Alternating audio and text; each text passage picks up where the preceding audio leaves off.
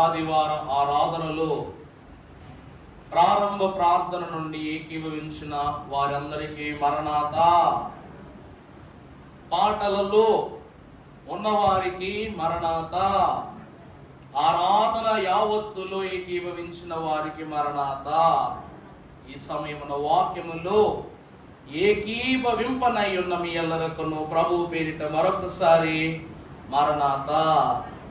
ఎన్ని మరణాతలు ఎందుకు చెప్తున్నారు అయ్య గారు? అన్నిటికీ మరణా చెప్పి సరిపోతుంది కదా. దైవజనులు కరపత్రాన్ని రాశారు, మీకు పలుమారు ప్రార్థనలో కూడా మీకు జ్ఞాపకం చేశారు. ఏమిటి? ప్రభువా, సమీపింపరాని తేజస్సులో అమరత్వమున వసించుచున్న నీవు జ్ఞానులైనను పరిశుద్ధులైనను 20 నెలగురు పెద్దలైనను దూతలైనను ఎవరును నీ యొద్దకు చేరుటకు నశక్యము కాని ఘనస్థితిలో ఉన్న నిన్ను మేము కనులారా చూడలేకపోతున్నాము. కాబట్టి నిన్ను చేరుటకును మా నిమిత్తమై ఈ లోకమునకు దిగి వచ్చిన నిన్ను అర్థము చేసుకొనుటకు మాకు ఏమాత్రమును జ్ఞానం లేదు. అర్థమవుతుందండి ఆ మాట? అంత ఎత్తులో ఉన్న ప్రభువు అంత మహిమతో ఉన్నారు కానీ పరలోకములో పరిశుద్ధులున్న ఆయన యొద్దకు చేరలేకపోతున్నారు. పరిచారకులు ఆయన యొద్దకు చేరలేకపోతున్నారు. భక్తులు చేరలేకపోతున్నారు. కాబట్టి మనము చేరలేని ఆ ప్రభువు మన యొద్దకు చేరి వచ్చినప్పుడు ఆయన నట మనసారా చూచుటకు మనకేమి లేదు, ఏమి లేదంట. ఈ కన్నులు ప్రభువును చూచుటకు సరిపోవటంలా. అందుకే అంటాడు, ప్రభు యేసు నా రక్షక నొసగు కన్నులు నాకు నిరతము నిన్ను చూడ. ప్రభు యేసు నా రక్షక నొసగు కన్నులు నాకు నిరతము నిన్ను చూడ. అల్ఫాయు నీవే ఒమేగాయు నీవే, అల్ఫాయు నీవే ఒమేగాయు నీవే. యేసు నా రక్షక నొసగు కన్నులు నాకు నిరతము నిన్ను చూడ. నాకు వసగు కన్నులు ఎందుకనగా నువ్వు అల్ఫయు ఓమేగయు అయి ఉన్నవాడవు కాబట్టి నేను నిన్ను చూడలేకపోతున్నాను. అందుకే నిన్ను అర్థము చేసుకొని నిన్ను కనులారా చూడటానికి నాకు అనేకమైన పద్ధతులు నాకు నేర్పించావు. అందులో మొదటిది పాటల ద్వారా నిన్ను అర్థం చేసుకుంటాను, పాటలతో, పాటలనే పద్ధతితో. రెండవది ఆరాధన అనే పద్ధతితో నిన్ను రెండో మారు అర్థం చేసుకుంటున్నాను. మూడవది స్తుతుల పద్ధతి ద్వారా, వాక్య పఠన పద్ధతి ద్వారా, వర్తమాన పద్ధతి ద్వారా, సమర్పణ పద్ధతి ద్వారా, సాక్ష్యపు పద్ధతి ద్వారా, చివరిగా సిలువ ముద్ర వేసుకుని ముగింపులో నీ ఆశీర్వచనమును నా నుదుటిపై నిలుపునట్లుగా ఈ సిలువ క్రమం ఇక్కడ ఉండగా నిన్ను నేను ఆశీర్వాద అంతస్తుతో కనుగొనిన వాడనై ఉన్నానని చెప్పుటకే ఇన్ని పద్ధతులు. మరి ఈ పద్ధతుల్లో పాటల ద్వారా మహిమ నొందే దేవుని బట్టి పాటలలో ఉన్న వారికి మన్నా చెప్పాలా వద్దా? వాక్యములో ఉన్న వారికి మన్నా చెప్పాలా వద్దా? దేని దీవెన దానిదే. ఒప్పుదలలో పాపాలు ఒప్పుకునేటప్పుడు దాని నుండి వచ్చే క్షమాపణ దీవెన వేరు, దేవుడు మనకిచ్చే వరములను బట్టి దీవెన వేరు, విశ్వాస ప్రమాణములో దీవెన వేరు, స్తుతి ప్రార్థనలో వేరు, వాక్య పఠనములో 3 భాగాలలో ఉన్న దీవెనలు వేరండి. పాత నిబంధన జనులకు, కొత్త నిబంధన జనులకు ఒకటే దీవెన ఇచ్చాడు దేవుడు. మనకును కూడా ఈ అభ్యాసముల ద్వారా, ఈ క్రమముల ద్వారా దేవుడు క్రొద్దిగా అగుపడుతున్న వారు ఉన్నారు. కాబట్టి సంపూర్ణ ఆరాధనలో ఉన్నవాడే సంపూర్ణుడు. దృష్టి లోపము కలిగితే తప్పులు దొరికినట్లుగా దేవుని చూచుటలో లోపము కలగటానికి ఈ దోషములే కారకమని మీకు తెలియజేస్తున్నాను. ఇక్కడ మనకంటే ముందు ఎవరు వచ్చి కూర్చుంటారో తెలుసండి ఆరాధనలో? ప్రభువు ఒక అర్ధగంట ముందే వచ్చి కూర్చుంటారు, అన్నీ చూసుకుంటారట.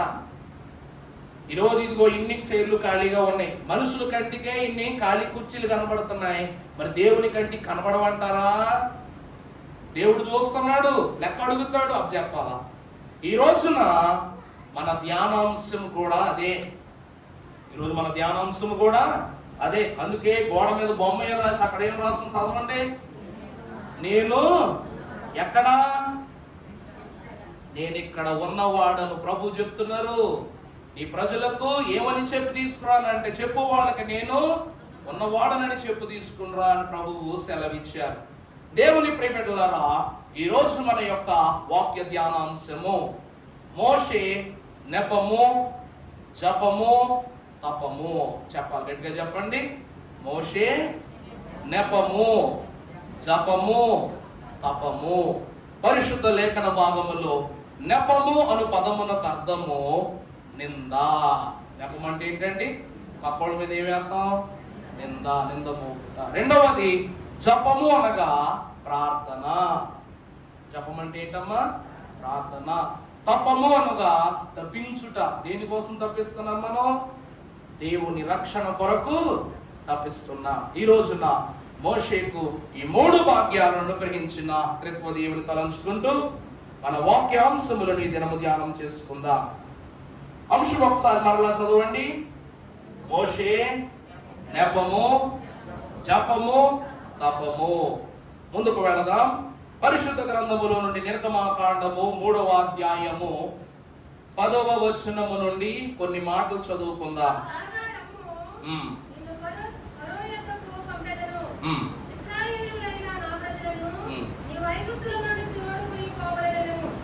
అందుకు మోషే, నేను ఫరో యొద్దకు వెళ్ళుటకును ఇశ్రాయేలును ఐగుప్తులో నుండి తోడుకుని పోవుటకును ఎత్తటి వాడని దేవునితో అనగా, ఆయన నిశ్చయముగా నేను నీకు తోడై ఉండెదను. నేను నిన్ను పంపితున్నటకు ఇది నీకు సూచన.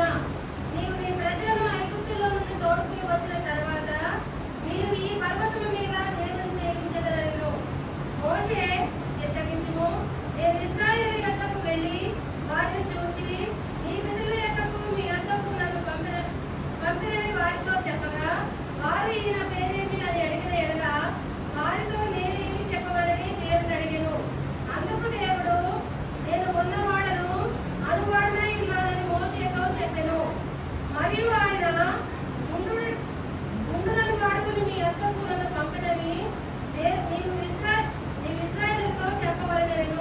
ఆమేన్. ప్రార్థన చేసుకుందాం. మహాపరిశుద్ధుడా, వాక్య ప్రభావముతో మమ్మును ఈ తరుణము, ఈ క్షణము, ఈ పవిత్ర స్థలములో పునీతులను చేయుటకు, వాక్కుతో ఆకర్షించుటకు మా మధ్యకు దిగి వచ్చిన మా ప్రియ పరలోకపు తండ్రి, నేను ఉన్నవాడనని సెలవిచ్చిన నీవు నీ మాట మాకు పంచిపెట్టి, నేను అనువాడను అయ్యున్నాననే మాటను కూడా మా యందు పరిపూర్ణముగా గావింపజేసి నీ ప్రభావము ద్వారా మమ్ములను నింపుము. దేవానికి స్తోత్రములు. తండ్రి, మీరు ఎక్కడ ఉంటే అక్కడ బోధే, కొండ మీద ఉంటే కొండ మీద బోధే, దేవాలయములో ఉంటే దేవాలయములో బోధే, నావలో ఉంటే నావలో బోధే, కడకు కలువరి సిలువలోను మమ్ములను రక్షించుటకు నీ అమూల్యమైన బోధయే కనుక ప్రభువా, అట్టి బోధకుడమును ప్రధాన యాజకుడునకు నీవు నీ దాసుడను, అల్పుడను, అయోగ్యుడను, బలహీనుడను, బలాఢ్యుడవైన నీ పేరిట నిలువబడి ఉండగా, నాలోనున్నవాడు ఈ లోకములో ఉన్న వాని కంటే గొప్పవాడు అని దావీదు మహాభక్తుడు వాగ్దానము చేసినట్లుగా మీరు మాలో ఉండి గొప్ప మర్మములను తండ్రి వాక్యము ద్వారా బయలుపరచుమని, వాక్కు చేత సమస్త క్రియలను సృష్టిని సమాహారముగా కలిగింపజేసిన మా మంచి బోధకుడైన యేసు నామమున మిక్కిలి వినయముగా బ్రతిమలాడి వేడుకొనుచున్న మా ప్రియ పరలోకపు తండ్రి, పరమ ప్రభావమును నింపు. దేవదేవుని యొక్క వాక్య దారుల చేత మిమ్మల్ని తృప్తిపరచి సమృద్ధి మేలులతో సదాకాలము తండ్రి మిమ్మల్ని పోషించును గాక. ఆమేన్. ప్రభువునందు దేవుని ప్రియబిడ్డలారా, చదవబడిన వాక్యం అంతటిలోనూ కూడా దేవుని యొక్క క్రమాన్ని మనము చదువు చూచినట్లయితే, పరమ భక్తుడగు మోషే తనకు కలిగినటువంటి ప్రతి పరిస్థితిని కూడా అక్కడ ప్రత్యేకముగా దేవుని ఎదుట ఉంచి ఉన్న విధానాన్ని మనకు దేవుడు చూపిస్తున్నాడు. ఏమిటి అనగా ప్రారంభములో అంటున్నాడు, మోషే చదువమ్మా 10వ వచనం, కాగా రమ్ము దేవుడు నిన్ను ఫరో యొద్దకు నేను పంపెదను అనగా, చదువమ్మా, అందుకు ఇశ్రాయేలీలైన నా ప్రజలను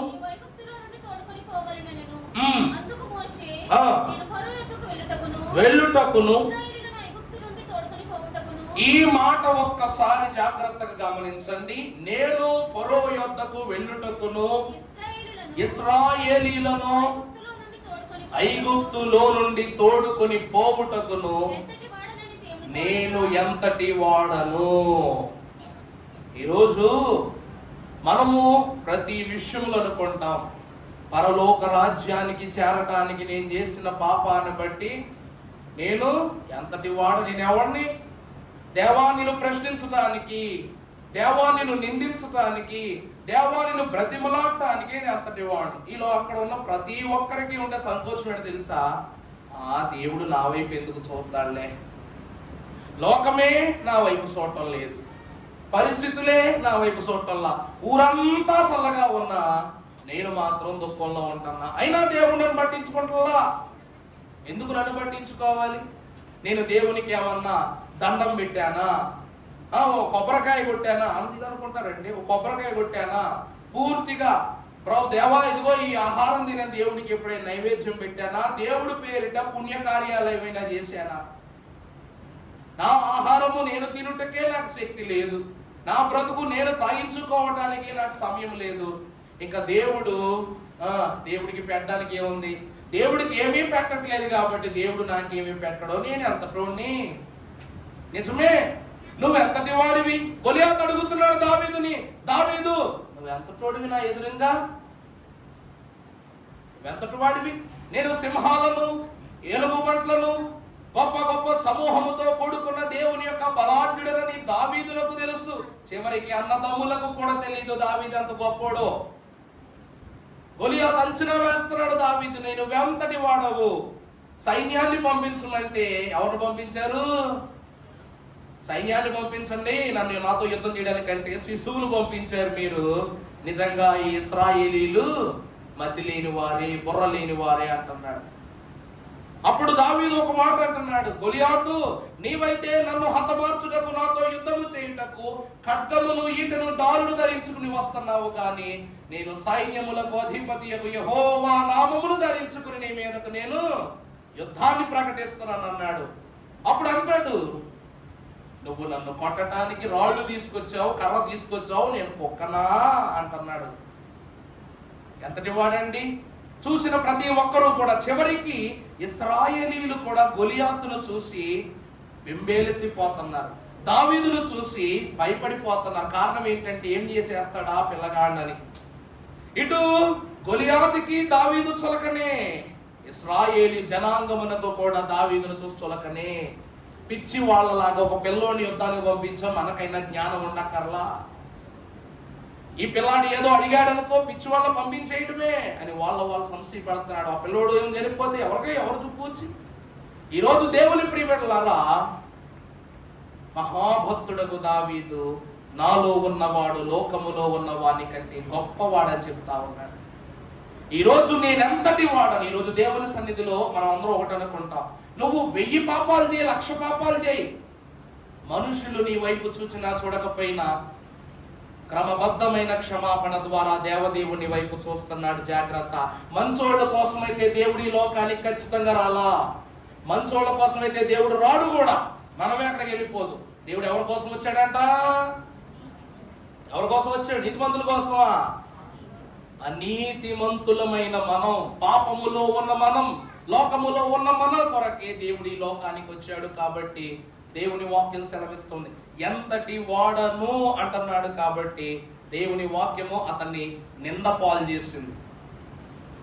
ఎందుకు ఈ మాటలు అంటున్నాడంటే, ఈరోజు ఎవరైనా వచ్చి నువ్వే పాటి వాడెవరు అనగానే మనకి గతంలో చేసిన ప్రతి పని గుర్తొస్తుంది, చెడు పని అంతా గుర్తొస్తుంది. నువ్వు ఎంత తోడు అనగానే, అవునా కాదండి? అన్న నేను చేసి పెడతానని నీ పని అంటేను, ఎందుకురా బాబు నువ్వు పాడు చేసేస్తావు, నీకు ఎందుకు వచ్చిన గొడవ అనగా నేను పాడు చేసేస్తావు అని పదం రాగానే గతంలో ఏదో ఖచ్చితంగా పాడు చేసే ఉంటాం.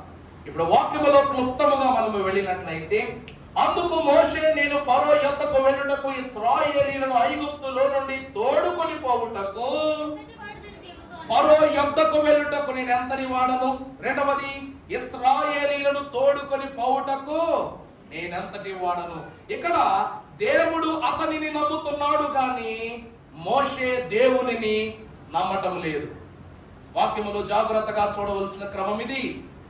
దేవుడు ఫరోను ఎదిరింపగల శక్తి సామర్థ్యములను, ఇశ్రాయేలును నడిపింపగల శక్తి సామర్థ్యములను నీకున్నవని నమ్ముతున్నాడు కానీ మోషే తనను తాను నెపములోనికి నెట్టుకుంటున్నాడు. కారణం ఏమిటి అనగా, వాక్యములో ముందుకు వెళ్ళినట్లయితే 3వ అధ్యాయం 11వ వచనం, వెళ్ళుటకును తోడుకొని పోవుటకు అనగా నిశ్చయముగా నేను నీకు తోడయుందును. ప్రభువునందు దేవుని ప్రియబిడ్డలారా, ఏ నిందలు మోషే అనుభవించడం వలన నేను ఎంతటి వాడను అంటున్నాడు. ఏ నిందలు కలగటం వలన ఫరో యొద్దకు, ఇశ్రాయేలీయుల యొద్దకు వెళ్ళటానికి మోషే అన్యాపరునిగా వెళ్ళటానికి ఎందుకు సంకోచిస్తున్నాడు అంటే, మోషేకు 7 నిందలు పడ్డాయంట. మోషే పైన 80 సంవత్సరాల తన సుదీర్ఘమైనటువంటి జీవితంలో ఎన్ని నిందలు పడ్డాయి? ఎన్నో నిందలు పడ్డాయి. కానీ దేవుని వాంఛను బట్టి మోషే మనస్సును తొలిచి వేసినవి 7 నిందలు. వాక్యములో క్రమక్రమంగా మనం రిఫరెన్స్లు ఎక్కువే ఉన్నాయి కాబట్టి క్రమక్రమంగానే కొంచెం యోచన చేసుకుందాం. మొదటిగా నిర్గమాకాండము 2:13 చదువమ్మా. అమ్మా, మరునాడు అతడు బయటకు నడచి వెళ్ళుచుండగా హెబ్రీయులైన మనుషులిద్దరు పోట్లాడుచూ ఉండిరి. అప్పుడు అతడు అన్యాయము చేసిన వారిని చూచి నీవు ఎలా నీ పొరుగు వారిని అడుగగా, నీవు మా మీద అధికారినిగాను తీర్పరినిగాను, అది నేను ఇశ్రాయేలీయులను నడిపించుకుని వెళ్ళటానికి, ఫరో ఎదుటకు వెళ్ళి నిలబడటానికి నేను ఎవడను అని ఎందుకు ఈ మాట వచ్చింది అంటే, ఇక్కడ ఒక మాట అంటున్నారు, తన సొంత సహోదరులు అనగా హెబ్రీయులే. ఇద్దరు హెబ్రీయులు ఏం చేస్తున్నారంట, అక్కడ గొడవ పడుతున్నారంట. కయ్యం వేసుకుంటుంటే వాళ్ళ మధ్యలోనికి వెళ్ళి మోషే అంటున్నాడంట, ఎందుకు గొడవ పడుతున్నారు మీరు? తప్పలా గొడవ పడకూడదంటే, మాపై తీర్పు తీర్చడానికి, మాపై అధికారము చలాయించడానికి నీవు ఎవడవు? నువ్వు ఐగుప్తీయుని చంపినట్లుగా మమ్మును కూడా చంపేసి నీ మాట వింటామనుకుంటున్నావా? నీవు ఎవడవు? అంతే కదండి. మోషేను కూడా తప్పులేదు కదా. తన సొంత వారే తనను ఏం చేస్తున్నారు? నిందిస్తున్నారు. నీవు ఎవడవు? అంతే. వెంటనే మనసు ఏమైపోద్ది? నీకేంటయ్యా ఈ గొడవతో పని, వెళ్ళు, నీకు అవసరం ఏంటన్నా కానీ మనం మాట్లాడగలవా? అంతే. ఈ మాటతో మోషే మొట్టమొదటిసారి ఐగుప్తు దేశంలో తన హృదయాన్ని కలవరపరుచుకున్నాడు. ఐగుప్తీయుని చంపినట్లుగా మమ్మును చంపెదవా? వారు నీ మాట విందురేమో, మేము నీ మాట వినం, మా మధ్య తీర్పు తీర్చడానికి నీవెవరకు? అతడు హెబ్రీయుని యొక్క సంతానం. ఆ హెబ్రీయుడైన అతని వారి సంతానం తన సొంత సహోదరులైనటువంటి వారి నీవు ఎవడవు అని ప్రశ్నించగానే మోషే మనస్సు చెరువైపోయింది. ఏమి మాట్లాడకుండా వెళ్ళిపోతున్నాడు. మొదటి నింద, నీవు ఎవడవు మాపై తీర్పు తీర్చడానికి ఏం అధికారం ఉంది అంటున్నాడు. రెండవది చూస్తే 5:2, అతని మాట విని ఇశ్రాయేలీయులను పోనించుటకు యెహోవా ఎవడు? చాలు చాలు చాలు చాలు. ఇప్పుడు నీవు ఫరో యొద్దకు వెళ్ళి, ఇశ్రాయేలు యొద్దకు వెళ్ళి మిమ్మల్ని విముక్తులు చేస్తానని చెప్పాను. కానీ ఫరో ఏమంటున్నాడు? నీ మాట విని ఇశ్రాయేలీయులను పోనిచ్చి యెహోవా మాట చొప్పున పోనివ్వటానికి యెహోవా గట్టి చెప్పాలి ఎవడు? ఆ మాట పలకడానికి మనం ఎంత భయపడుతున్నామో చూసారా? ఏకవచనం యెహోవా ఎవడు అని పదం పలకటానికి మనం ఎంత మనసులో కంగారు పడతామో చూసారు, కానీ ఫరో ఎంత ముక్కుసూటిగానో ఉగ్రతంతోనూ ఉక్రోషంతోనో మాట్లాడుతున్నాడు ఎవడు అని. అంటే మోషే కారణాన యెహోవా దేవునిపై నెపము పడింది. కింద పడిందా లేదా? ప్రభువా, నువ్వు చెప్పగా అక్కడికి వెళ్ళాను, వాడు నన్ను తిట్టినా పర్వాలేదు, కానీ నా వల్ల నీకేం కలిగింది? నింద పడింది. ఈరోజు ఎవడు అంటున్నాడు నిన్ను, అందువలనే నేను ఎవరిని కాను, ఈ పని చేయటానికి నేను సమర్థుడను కాను. రెండవ నెపం మోషే వలన దేవునికి కలిగింది. అంటే దేవుని తిడితే ఒకటి, మనం తిడితే ఒకటా? చెప్పండి. నీకు కలిగినటువంటి ప్రతి భారము ఆయన మోసాడు. మరి ఆయనపై పడినటువంటి నిందలు మనపై వేసుకోలేమా? అనేకమైన నిందలు ఆయనపై మోపబడి మనల్ని బట్టి, అవునా కదా? మన పాపపు నింద ఎవరిపై మోపబడింది? ప్రభుపై మోపబడింది. అతడు పొందిన దెబ్బల చేత మనకు స్వస్థ కలిగింది. అందుకే రెండవదిగా మోషే, నేను నీపై నింద పడేటట్లుగా చేశాను కాబట్టి నేను అనర్హుడిని, నన్ను విడిచిపెట్టే ప్రభు అంటున్నాడు. మూడవది 5:20, వారు ఫరో యొద్ద నుండి బయలుదేరి వచ్చుచు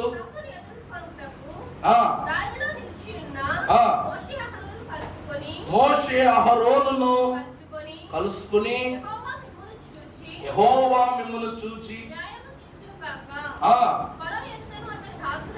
ఫరో ఎదుటను అతని దాసుల ఎదుటను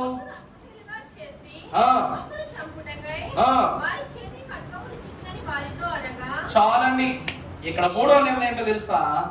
మోషే, ఏదో గొప్ప చేయడానికి మమ్మల్ని తీసుకెళ్తారన్నావు కదా, అక్కడ ఉంటే కనీసం ఫరో బానిసల్లాగైనా చూసి ఓ ముద్ద పడేసేవాడు మాకు. కానీ నువ్వు ఈ సేనాయి పర్వతం దగ్గరికి తీసుకొచ్చి, ఇదిగో ఈ లేవీయులు అనగా నీ అన్న వంశస్థులను అహరోను కుటుంబముతో 3,000 మందిని నువ్వేం చేశావు? వారి ఖడ్గాలతో నువ్వు చంపించావు. కాబట్టి ఈ చావు చావటానికా మేము అక్కడి నుండి బయలుదేరి ఇక్కడ దాకా వచ్చాం. మూడవ నింద ఇశ్రాయేలీయుల నింద, లక్షలాది ప్రజల యొక్క నింద. మూడవ నింద ఏమిటండి? మమ్మల్ని అక్కడి నుంచి తీసుకొచ్చినందుకు చెప్పావు కదా, నేను ఉన్నవాడను అనువాడనని చెప్పాడు కదా దేవుడు.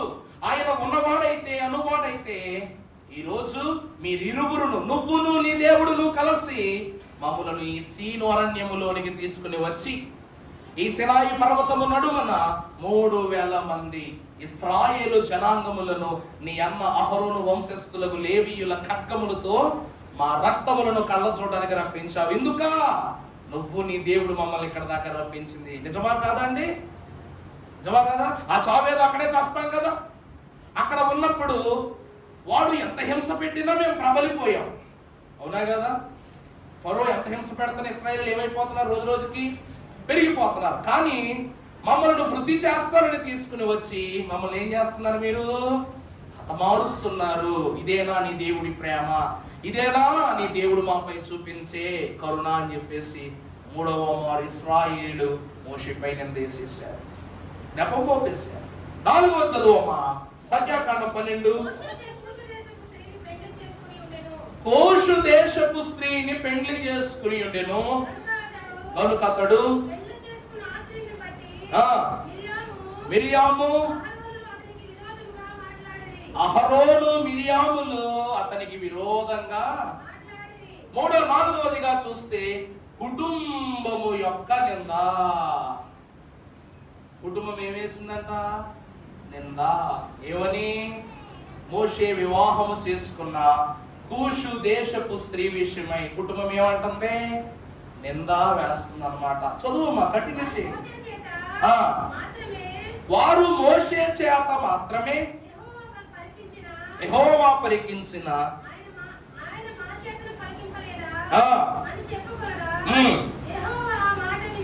యెహోవా ఈ మాటలన్నీ విని మోషే భూమి మీద ఉన్న వారి అందరిలో కుల్లా మిక్కిలి సాత్వికుడై ఉన్నాడని యెహోవా దేవుడే సాక్ష్యమిస్తున్నాడు. అనగా కుటుంబము తృణీకరించిన విధానాన్ని యెహోవా స్వీకృతం చేసుకున్నాడు. కాబట్టి 4వ నెపం తన ఇంటి వారే నెపాన్ని మోపుతున్నారు. 5వది చూస్తే 16 ప్రారంభం సంఖ్యాకాండం. ముని మనవుడును ఏసారు కుమారుడును యగు కోరాహు, ఆ రూబేనీయులలో ఎలీయాబు కుమారుడైన ఆ. దాతాను, ఉమ్. అబీరాములను, అభిరాములను పేరెత్తు కుమారుడైన ఓనును యోచించుకొని ఉమ్. ఇశ్రాయేలులో పేరొందిన ఇశ్రాయేలీయులలో పేరొందిన సభికులను సమాజ సభికులను సమాజ ప్రధానులైన ప్రధానులను అయ్యున్న 250 మందితో ఎంతమంది 250 మంది పెద్దలతో మోషేకు ఎదురుగా లేచి మోషే అహరోనులకు విరోధంగా పోగుబడి, ఉమ్. మీతో మాకు పని లేదు. చూడండి 5వ నింద కోరాహు వేసిన నింద. యాబు కుమారుడైనటువంటి కోరాహు, మోషే ఇక నీతో మాకు అవసరం తీరిపోయింది, ఇక నీతో మాకేమి లేదు, పని లేదు. ఇది నిందా కాదండి? అప్పటి వరకు మమ్మల్ని ఉపయోగపరుచుకున్నారు, దేవుడు చెప్పిన నడిచి ఇప్పుడు ఏమంటున్నారు? మోషే నక్కర్లేదు అన్నారంటే దేవుడు నక్కర్లేదు అన్నట్టేనండి. నిజమా కాదా? ఈరోజు టెక్నాలజీ ఎంత అభివృద్ధి అయిపోయినా గుడికి వచ్చి ఎందుకు ప్రార్థన చేసుకుంటున్నాం? దేవాలయానికి వచ్చి ఎందుకు ప్రార్థన చేసుకుంటున్నాం? ఈ పద్ధతిలో ఎందుకు ప్రార్థన చేసుకుంటున్నాం? ఓ ఫోన్లో దేపెట్టి తిప్పేయచ్చు కదా. చెప్పండి, ఫోన్లో స్విగ్గీ ఆర్డర్ పెట్టినట్టుగా దేవుడికి నైవేద్యం ఆర్డర్ పెట్టేయచ్చు కదా. ఎన్ని విధానాలు ఈ లోకంలోకి వచ్చేసినాయో తెలుసునా? కానీ ఎన్ని జరిగినా, ఎన్ని వృత్తాంతములు మారినా, ప్రార్థించేది విశ్వాసులే, కరుణించేది దేవుడే, దీవెన పొందుకునేది సంఘమే. దీవెన పొందుకునేది సంఘమే. కాలం మారిపోతుంది, వేషధారణ మారిపోతుంది, వస్త్రధారణ మారిపోతుంది, కానీ యాజకుని వృత్తి మారుతుందా? సంఘం యొక్క స్థితి, పరిస్థితి, దీవెన, ఫలము, వారు దేవుని పట్ల కలిగి ఉన్న నమ్మకం మారుతుందా? మారట్లా. దేవాలయాల రూపము మారునేమో గాని దేవాలయములో ఉన్నటువంటి స్వరూపము మారదు, దేవుని స్వరూపము మారదు, సంఘము యొక్క సత్య సారము మారదు అని మీ ప్రభు పేడ తెలియజేస్తున్నా. ఈ రోజున మోషేను నిందించుట అనగా దేవుని ఆజ్ఞను ధిక్కరించటమే. మోషే, ఇక నుండి నీతోనూ అహరోనుతోనూ మాకు పని లేదు, నడిపించిన వానితోనూ నడిపింపబడబోవు వానితోనూ మాకేమి లేదంటున్నారు, ఇల్లు పని లేదంటున్నారు. అవునా? వాగ్దాన దేశము వరకు నడిపించిన వాడు మోషే అయితే, వాగ్దాన దేశముకు పరలోకములకు వీరి అర్పణలు చేర్చువాడు అహరోను. అట్టి వారు మాకు అక్కర్లేదని సెలవివ్వగానే, చదవమ్మా, కంటిన్యూ చెయ్యమ్మా. ప్రతి వాడును పరిశుద్ధుడే. చూడండి, వీళ్ళు ఏమంటున్నారంట? మీతో మాకు పని లేదంటున్నారు. ఎందుకంటే ఇక్కడ ఉన్న ప్రతి ఒక్కరూ కూడా ఎవరు? పరిశుద్ధులే. యెహోవా మా అందరి మధ్యన ఉన్నాడు, మీరేం అక్కర్లా. మీ ద్వారా మేము మనవులు చెయ్యం, విజ్ఞాపనలు చెయ్యం, క్రమాలు చెయ్యం, ప్రార్థనలు చెయ్యం. మేము మా దేవునికి మేమే స్వయంగా మొరపెట్టుకుంటాం, మీ సహకారం మాకు అక్కర్లేదు అంటున్నారు. ఎంత ఘోరమైన నింద మోపుతున్నారు చూడండి. ఈరోజు మన నాలుక ఎన్ని సప్త రుచులు చూసినా, అష్ట రుచులు అవపోసన బట్టిన చేతితో ముద్ద కలిపి నోటిలోనికి చేరకుండగా ఆ పుష్టి, ఆ సమృద్ధి మనం అరగించగలమా? ఒక మాట చెప్పండి, కోటీశ్వరులకు స్పూన్తో తింటే ఆకలి తీరద్ది, కానీ ఆ తినిన తృప్తి ఉంటుందా? ఉండదు. తల్లి తన బిడ్డకు పెట్టకపోతే బిడ్డ కడుపు నిండుద్దా? పనుల చేత ఆలుతులు పెట్టిస్తే నిండుతుందా ఏంటి? నిండదు. ఎందుకంటే ఎంత మోతాదులో పెట్టాలో, ఎంత ప్రేమగా పెట్టాలో, ఎంత ఆత్మీయత పంచి పెట్టాలో ఎవరో తెలుస్తుంది? తల్లికే తెలుస్తుంది. ఈరోజు దేవుని వాక్యము కూడా అంటున్నదే, దేవుని నడిపింపును కలిగి ఉన్న వారిని విసర్జించడాన్ని బట్టి, దేవుని ప్రేమను పాదుకున్న అహరోను మహాభక్తుని విడిచిపెట్టాలని బట్టి దేవుడు ఏం చేస్తున్నాడంటే వారికి తీర్పు తీరుస్తున్నాడు. మేము పరిశుద్ధులం అంటున్నారు. అసలు పరిశుద్ధత లేకుండా ప్రభువును చూచుట సాధ్యము కాదన్నారు. కోరాహు చేసినటువంటి పనికి 250 మంది పెద్దలను, వ్యతిరేకులైన ఇశ్రాయేలీను భూకంపము పుట్టి భూమిలో ఆ తరుణము తర్వాత దినముని నశించిపోయారు. అవునా కాదండి? నిందపడింది మోషే అంటాడు, సరే మీరు మా మీద నిందేసేసారు, నెపం మోపేశారు అన్నాడా లేదండి? అక్కడ చదువు కంటిన్యూ చేయి. ఉన్నాడు. మీరు ఎలా హెచ్చించుకుంటున్నారు? మీరు పెద్ద గొప్పోళ్ళు లాగా, గనులు లాగా మీరు ఎలా హెచ్చించుకుంటున్నారు? మరి నిందా కాదా? మోషే నువ్వు నడిపిస్తే గొప్పోడువా, ఆయన యాజకుడైతే గొప్పోడా? చూసారా మాట ఎలా ఉందో? దానికి ప్రతిఫలం, దానికి తీర్పు ఎవరు తీర్చారంట? దేవుడే. అందుకే ప్రియబిడ్డలారా, మీరు ఊరకనే నిలిచి ఉండడి, నేను జనులైన వారికి తీర్పును నేను తీరుస్తానని ప్రభు సెలవిచ్చాడు. ఆయన చూస్తున్నాడు. మాటలాడునప్పుడు, పని జరిగించినప్పుడు, క్రమము వివరించినప్పుడు, దేవుని యొక్క పద్ధతులు అనుసరించినప్పుడు బహు జాగ్రత్త పరులై హెచ్చరికను పాటించాలి. హెచ్చు కాదు, హెచ్చరికను పాటించాలా. తర్వాత 6వ వృత్తాంతం చదివిన సంఖ్యాకాండం 22. నీళ్లు లేనందున విరోధముగా వారు పోగైరి.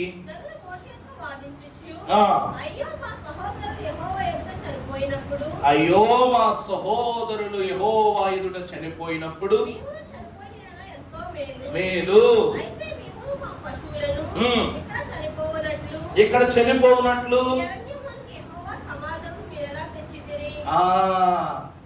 ఆహారము నీళ్లు విషయంలో కూడా మోషే మీద ఏమి వేస్తున్నారు? నిందేసేస్తున్నారు. అక్కడ అంత బానిసత్వం అనుభవించినా కూడా ఫరోను నోరెత్తి ఒక మాట అనలేదు. కానీ మేము మా పితరుల్లాగా క్షమించాలి, మా పెద్దలలాగా, మా తండ్రుల్లాగా, మా తాతల్లాగా అక్కడే బానిసత్వంతో ఎండనట్లుగా చచ్చి చావనట్లుగా ఇక్కడికి వచ్చి బ్రతకటం కన్నా వారిలో అక్కడే సమాధి అయిపోయినా మేము బాగుండి. ఎందుకంటే ఈ ఆకలితో, ఈ దప్పికతో ఈ ప్రయాణాన్ని మేము చేయలేము. ఇక్కడికి తీసుకొచ్చింది ఎందుకు? నీళ్ళు ఆహారం ఇవ్వకుండా మమ్మల్ని ఎండగట్టడానిక? నువ్వు నీ దేవుడు ఎందుక మమ్మల్ని ఇక్కడ తీసుకొచ్చావు? ప్రభునందు ప్రియబిడ్డలారా, మనం ఇంకా గొప్పోళ్ళు, ఇశ్రాయేలీల కంటే గొప్పోళ్ళు. ఎందుకో తెలుసునండి, లోకములో ఇది ఆ నీరు దొరకని దేశాలు చాలా ఉన్నాయి. వాటిని థర్డ్ వరల్డ్ కంట్రీస్ అంటారు. ఆ దేశంలో ఎవరో వ్యాపారాలు పెట్టరు. ఆ దేశంలో వాటర్ బాటిల్, మీకు సదరన్ ఆఫ్రికాలో వాటర్ బాటిల్ కాస్ట్ ఎంతో తెలుసా అండి? 145 రూపీస్. ఇండియన్ కరెన్సీలో 145 రూపాయలు. నీకు 20 రూపాయలకే దొరుకుతుంది. ఇంకా ప్రక్కన పెట్టేస్తే మన కోల్డ్ ఫారం పంపు కడే మనకు ఉచితంగా ఎన్ని తాగిదని నీళ్లు దొరుకుతున్నాయి. ఎండాకాలం వచ్చి దేశం ఎండగట్టుకుపోతున్నా మన గ్రామం మాత్రం ఎండగట్టబడట్లా. దేవుడు మనకి చల్లటి నీరు ఇస్తున్నాడు. మనం ధన్యులువా కాదా? ఈరోజు ఉప్పు కాకపోతే పప్పు, పప్పు కాకపోతే కూర, కూర కాకపోతే చారు, ఏదో ఒక పదార్థంతో ఈరోజు మనకు 4,000 నోట్లోకి వెళ్తున్నాయి. మన పిల్లలకు అడిగింది పెడుతున్నాం, కావలసింది కొంటున్నాం, సమృద్ధిగా బ్రతికిస్తున్నాం. అలాగే మించి విద్య ఇచ్చినా ఇవ్వకపోయినా, మంచి హోదా ఇచ్చిన ఇవ్వకపోయినా, బళ్ళు, కార్లు, సౌకర్యాలు ఇవ్వకపోయినా 3 పూట్ల మన కష్టార్జితంతో ముద్దయితే పెట్టగలుగుతున్నాం. ఈ లెక్కన మనం భాగ్యవంతులమే కదండి. దేవుని వాక్యం అంటుంది అదే, నువ్వు నీ దేవుడు అక్కడ నుండి ఇక్కడికి తీసుకుని వచ్చి మాకు నీళ్ళు ఆహారము లేకుండా మమ్మల్ని ఎండగట్టి చంపటానికి మమ్మల్ని ఇక్కడ దాకా తీసుకొచ్చావని 6వ మారు దేవుని ఎదుట నింద వేస్తున్నారు మోషే పైన. ఎన్ని నిందలు భరిస్తున్నాడు కాబట్టి నేను ఎంతటి వాడను అంటున్నాడు.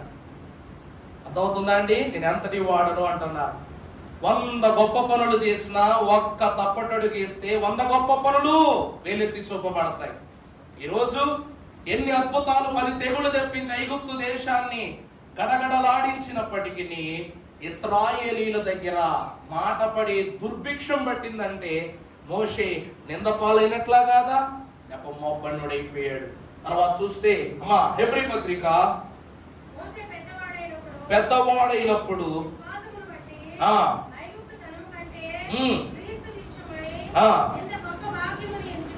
ఎంచుకొని అల్పకాలము పాప భోగము కంటే మేలని యోచించి అనిపించుకొనుట కంటే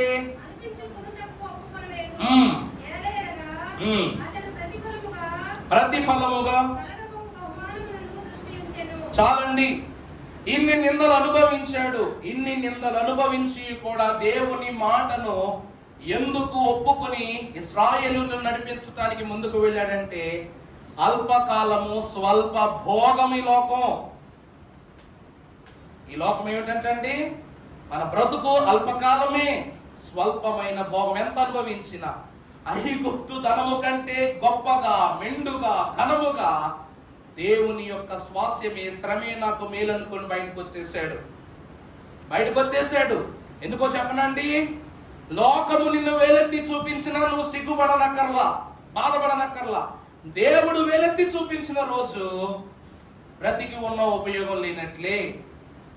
ఈరోజు దేవుని చెయ్యి పట్టుకుని నడుస్తున్న వారలారా, నీవు దేవుని చెయ్యి పట్టుకుని నడుస్తున్నప్పుడు లోకమునకు అసూయ పుడద్ది, బాధ పుడద్ది, కోపం పుడద్ది.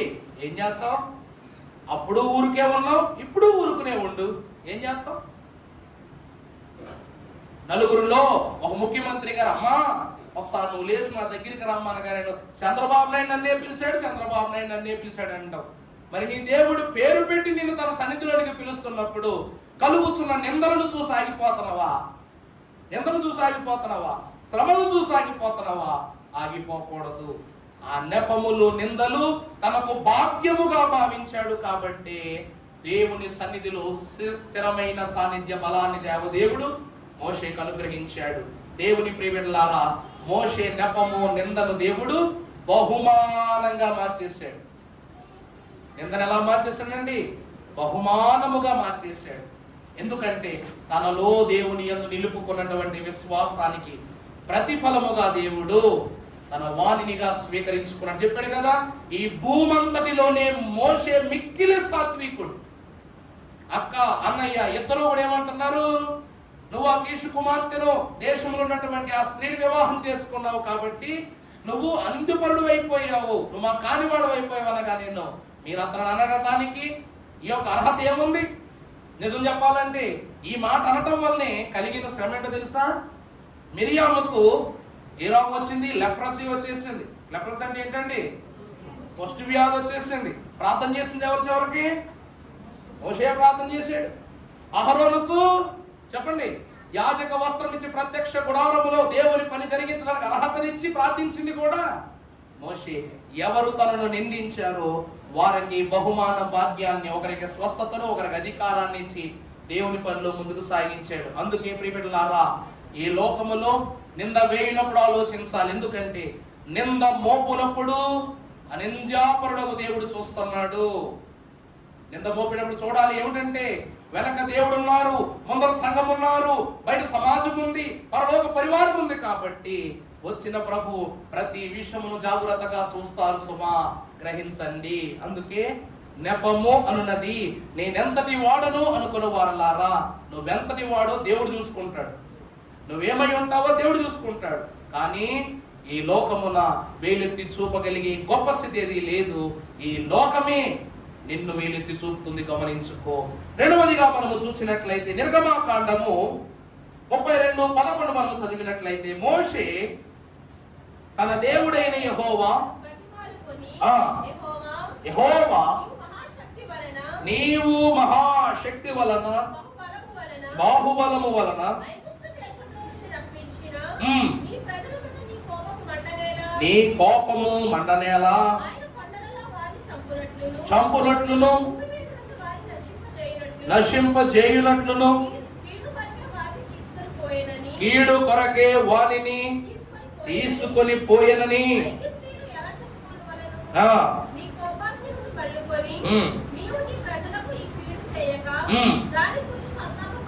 దానిని గూర్చి నీవు సంతాపపడుము. చదువమ్మా. అబ్రహామును, ఇస్సాకును, ఇశ్రాయేలీలను జ్ఞాపకము చేసుకును. నీవు వారితో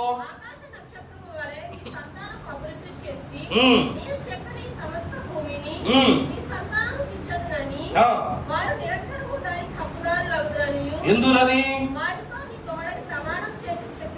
వాడితో నీవు తోడని ప్రమాణము చేసితివని చెప్పితినా నేను. ప్రభువునందు ప్రియబిడ్డలారా, ఇక్కడ అంతా కూడా మీకు ఏం కనబడుతుందంటే ప్రార్థన. ఏం కనబడుతుందండి ఇక్కడ మొత్తం? మోషే దేవునికి ఏమని చెప్తున్నాడు? మోషే, నిన్నొక్కడిని గొప్ప జనంగా చేసేస్తాను నేను, పక్కకు తప్పుకో. వీళ్ళు మాట వినట్లా, వీళ్ళు నా మాట వినట్లా, ఆజ్ఞకు లోపడట్లా, పాపానికి ఇమిడిపోయారు. ఆనాడు నోవాహు కాలంలో జరిగింది, ఈనాడు వీళ్ళకి జరిగితే గాని బుద్ధి రాదు వీళ్ళకి. తప్పుకోవటం తప్పుకో.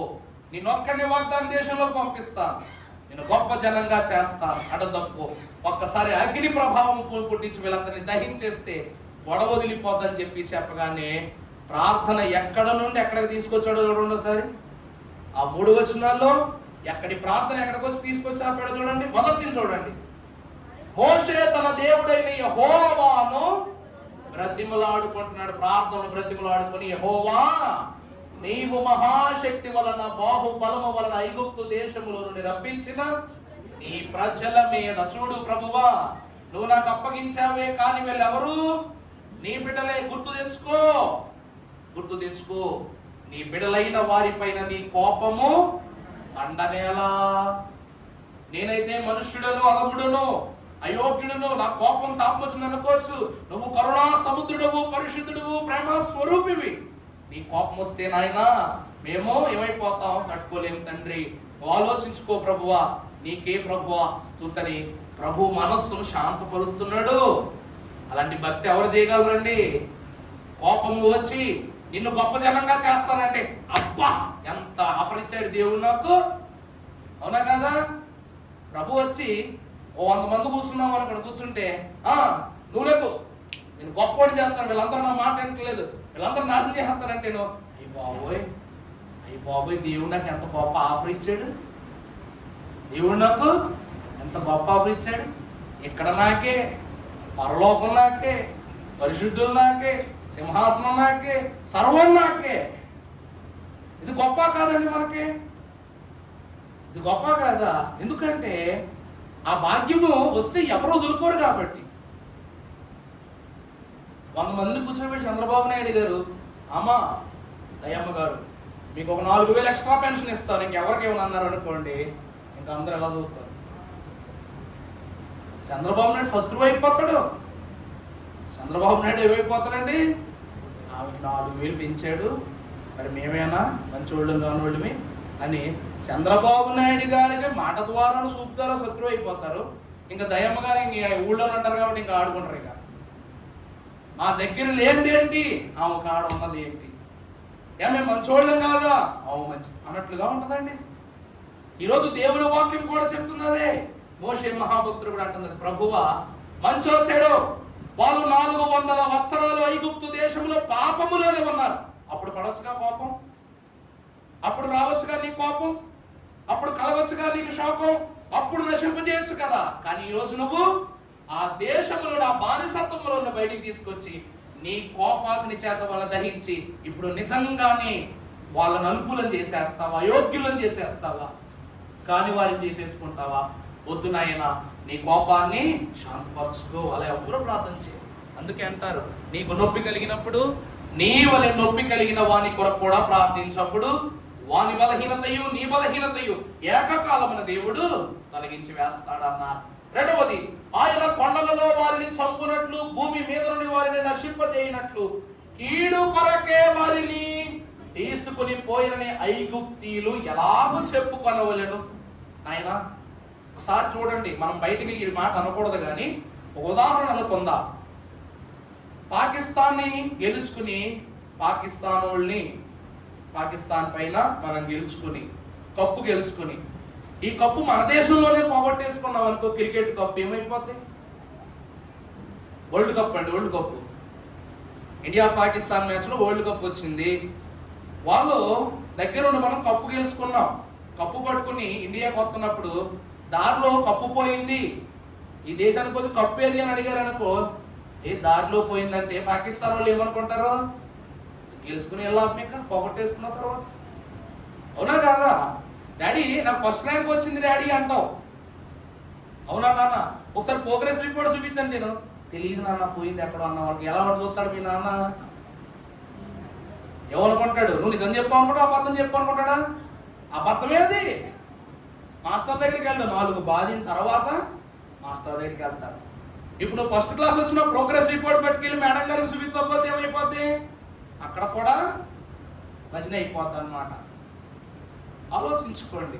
ప్రభువా ఐగుప్తు దేశం నుండి వాళ్ళని తీసుకొచ్చారు, అక్కడి నుండి తీసుకొచ్చి ఇశ్రాయేలు వాళ్ళ దేవుడే వాళ్ళని చంపేశాడు రా. పీడ పోయింది. వాళ్ళ దేవుడు ఏదో ఇన్ని తెగుళ్ళు పుట్టించి, ఇన్ని శ్రమలు పుట్టించి, మనం భయపెట్టి, జ్యేష్ఠులను హతము చేసి, కప్పలను పుట్టించి, పురుగులను పుట్టించి, రక్తాన్ని పుట్టించి మన దేశాన్ని పాడు చేసి ఉన్నారు. కానీ ఎక్కడ నుండి తీసుకెళ్లే దారిలో వాళ్ళు చూపించే తలనొప్పుకు తట్టుకోలేక వాళ్ళ దేవుడే వాళ్ళ నాశనం చేసేసాడని ఫరోను అతని సైన్యమును నిన్ను నిందించటం ఇది భావ్యమా అంటున్నాడు. మూడవది చూస్తే నీ కోపాగ్ని నుండి మళ్ళుకొని నీవు నీ ప్రజలు కీడు చేత దాన్ని గురించి సంతాపపడుము. ఈ కోపాన్ని తగ్గించుకొని ఆయన ఈ ప్రజలైన వారికి నువ్వు ఈ కీడు చేయొద్దు ప్రభువా, ఈ ఒక్కసారి నాయన కోపగించుకోవద్దు, ఒకసారి కాసే ఈ తప్పు కాసే. చివరగా చెప్తున్నాడు, నీ సేవకులైన అబ్రహాము, ఇస్సాకు, ఇశ్రాయేలును జ్ఞాపకము చేసుకుని. ఇశ్రాయేలు అనగా ఎవరు? యాకోబు. చూడండి ఎంత విచిత్రంగా ఉందో. ప్రత్యేకంగా అక్కడ ఇశ్రాయేలు అని ఎందుకు చెప్తున్నాడంటే 12 గోత్రాలకు తండ్రిగా ఉన్న ఆయనను జ్ఞాపకం చేసుకుని. ఏమని చెప్పావు? ఆకాశ నక్షత్రాలుగాను ఇసుక రేణువులుగా ఈ భూమంతా వృద్ధి చేస్తానన్న ఒక్కసారి వాళ్ళతో చేసిన నిబంధన జ్ఞాపకం చేసుకో ప్రభువా. నువ్వు దయచేసి తప్పు చేయదు, ఎందుకంటే నువ్వు ఇచ్చిన మాట తప్పినట్టు అయిపోతుంది. ఇక్కడ నేను దేవుడని యెహోవాను, నేను మానవుల వల్ల కాదు, మీ తలంపుల వంటివి కాదు నా తలంపులు, మీ క్రియల వంటివి కాదు నా క్రియలు అంటాడు ప్రభు యెషయా మహాభక్తులతో. అందుకే జ్ఞాపకం చేసుకో. ప్రార్థన ద్వారా దేవుని బ్రతిమలాడుకున్నాడు. మొదట్లో దేవునికి తలంపును తెలియజేస్తున్నాడు, జ్ఞాపకాన్ని చేస్తున్నాడు. మూడవదిగా ఇశ్రాయేలుల మేలు కొరకు సంతాపపడుతున్నాడు మోషే. 3 విషయాలు అక్కడ క్రమంగా జరిగాయి. ఇక్కడ ప్రార్థన అనుక్రమం అనగా 7 నిందలు పడ్డాయి. ఇప్పుడు 7 ప్రార్థనలు మనం చూసినట్లయితే, మొదటిగా ప్రజల విమోచన కొరకు ప్రార్థన. నిర్గమ 3:7 నుండి చదువుకుందాం.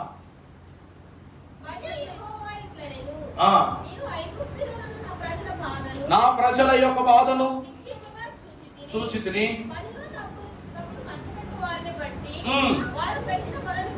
వెంటిని వారి దుఃఖము నాకు తెలిసే ఉన్నది, వారిని నేను విడిపించుటకు.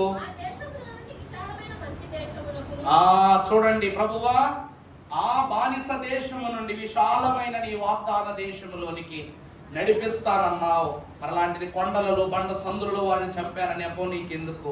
మొదటిగా దేవుడే మోషే ద్వారా వారి మొరను వినినట్లుగా మనం వాక్యంలో చూస్తాం. అంటే ప్రజలైన వారి విమోచన కొరకు మోషే ఏం చేశాడంట? దేవునికి ప్రార్థన చేశాడు. రెండవది 14:13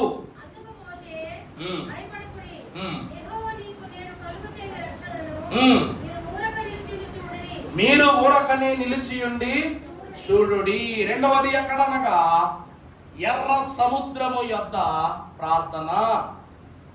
ఈ ఎర్ర సముద్రము ఎదుట ప్రార్థించగా తూర్పు గాలి వీచి భయంకరమైనటువంటి తుఫాను రేకెత్తినట్లుగా ఈ ఎర్ర సముద్రము 2 పాయలుగా చేయబడి ఆ గాలి యొక్క సారమునకు నేలంతా ఆరిపోయిందట.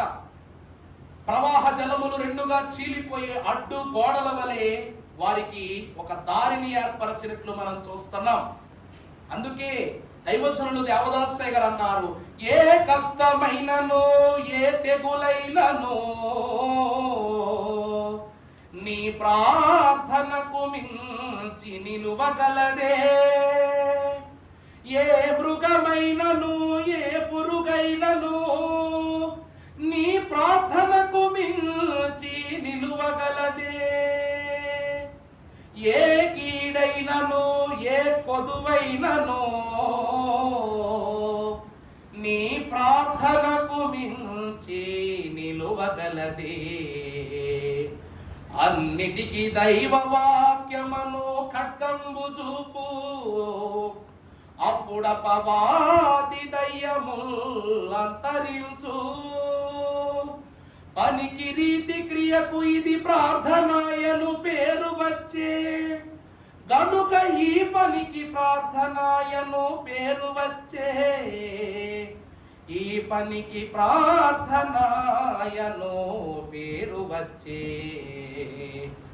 400 దినములు వత్సరముల యొక్క మొర తరువాత బానిసత్వము కొరకు, బానిసత్వములను బ్రతుకు కొరకు మోషేను పంపాడు దేవుడు. ఎర్ర సముద్రం ఎదుట నిలువబడి నేడు యెహోవా ఈ ప్రార్థన ద్వారా మీ ఎదుట కనపరచు రక్షణను మీరు ఈరోజు కళ్ళారా చూడబోతున్నారన్నాడు. మీరు చూస్తున్న ఐగుప్తు సైన్యము ఇక మీద మీ కంటికి కనబడదు. రెండవది ఎర్ర సముద్రము ఎదుట ప్రార్థన. ఈ ప్రార్థన తరువాతే మనము జయించాం, ఐగుప్తీలందరినీ ఒక తాటి మీదనే జయించామని మిరియాము కీర్తన పాడిన విషయం కూడా మనకు ఆవుని ఒడ్డుకు చేరగానే మనం చూస్తాం. మూడవ స్థితి నిర్గమ 17, అమ్మాయి ఆడవాకమ్మ, నిర్గమ 17:8 తరువాత అమాలేకీయులు వచ్చి రెఫీదీములో ఇశ్రాయేలుతో యుద్ధము చేయగా మోషే యెహోవాను మన కొరకు మనుషులను ఏర్పరచిన వారిని తీసుకుని బయలు వెళ్ళి అమాలేకీయులతో యుద్ధము చేయుము. రేపు దేవుని కర్రను చేత పట్టుకుని ఆ కొండ శిఖరం మీద నిలిచినను. ప్రభువునందు దేవుని ప్రియబిడ్డలారా, మూడవ ప్రార్థన దేని కొరకనగా అమాలేకీయుల పైన యుద్ధము. ప్రార్థన చేసి మోషే మహాభక్తుడు తన కర్రను చేత్తో పైకి పట్టుకోగానే జయం కలుగుతుంది. యెహోషువ ఖడ్గము దూసుకు వెళ్ళిపోతుంది. దింపగానే అమాలేకులు చెలరేగిపోతున్నారు. ఈ క్రమమును బట్టి ప్రార్థన అను బలముతో తన చేత కర్రను పట్టుకుని ఇశ్రాయేలీయులకు అమాలేకీయులపై యెహోవా దేవుడు యెహోషువ ఖడ్గవాతము ద్వారా విజయాన్ని సమకూర్చాడు. అందుకే ప్రార్థన ఏమిస్తుందంట? విజయాన్ని ఇస్తుంది. అందుకే మనం ప్రార్థనా వీరులు అన్నారయ్య గారు. మనం ఎవరమంటండి? వీరులమయ్యా, జయ వీరులమేమయ్యా. మా వైరి అనగా మా పగవారిని, మాకు కీడు చేయు వారిని, మాకు పాపం తలహాని తలపెట్టు వారిని యుద్ధము ద్వారా హతమార్చు శూరులము మేము అన్నారు. అందుకే దేవుని ప్రియబిడ్డలారా, అమాలేకీయులపై యుద్ధమును గెలిపించుటకు మోషే ప్రార్థన బలము ఆ కర్రలో ఇమిడిపోయి వారికి జయమిచ్చింది. మూడో స్థితి. నాలుగవదిగా చూస్తే నిర్గమ 32:30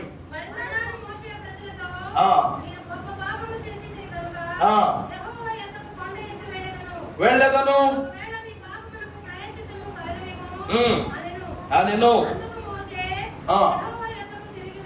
వెళ్ళి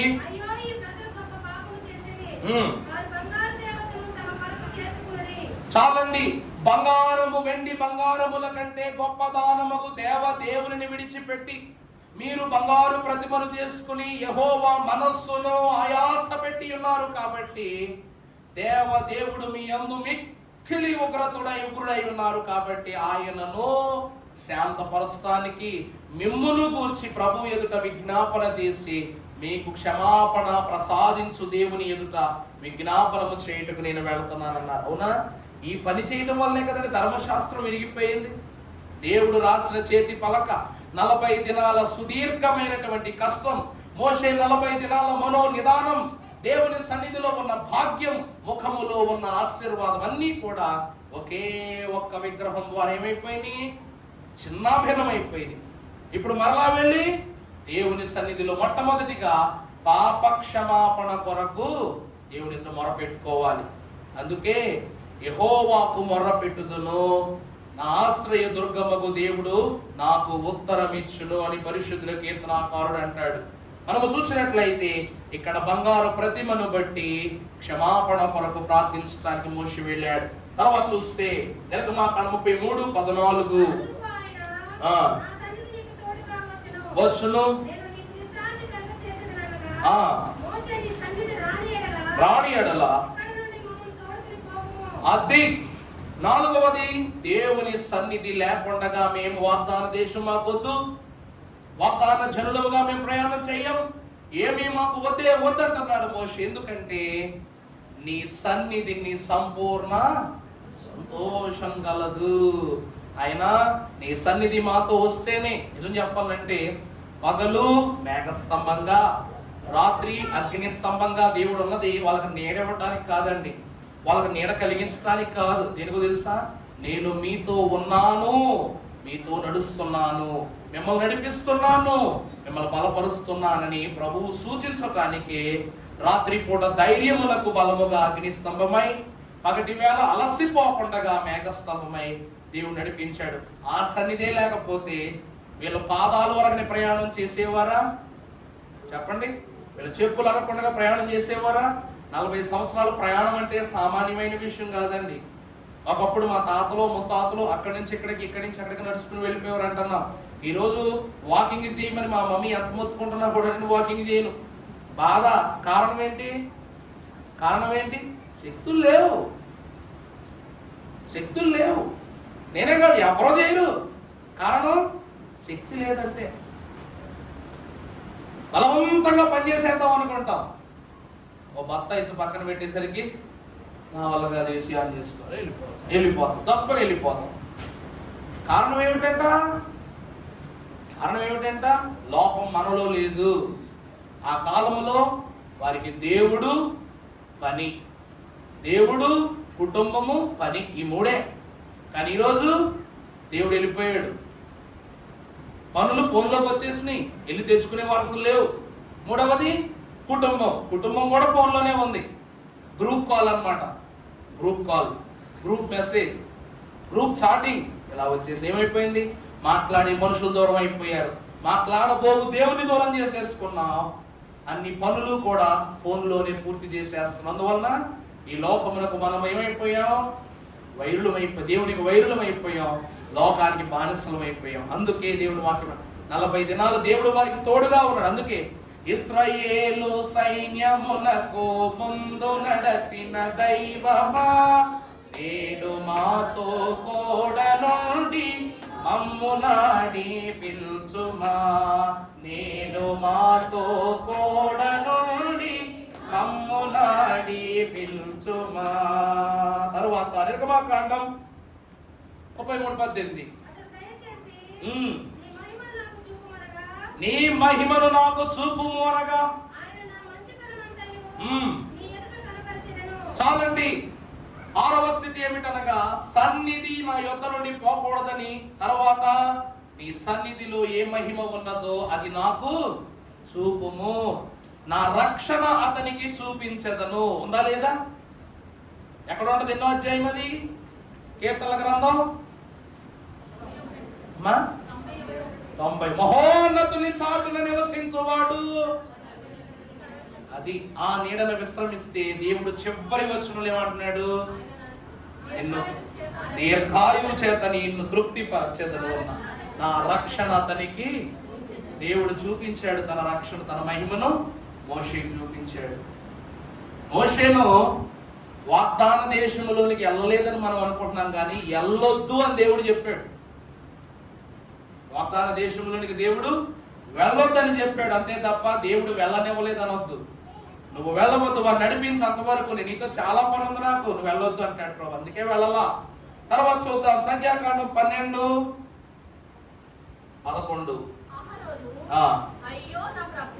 అయ్యో నా ప్రభువా,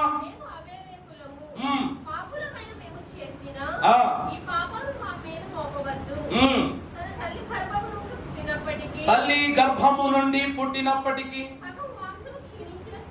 శిశువు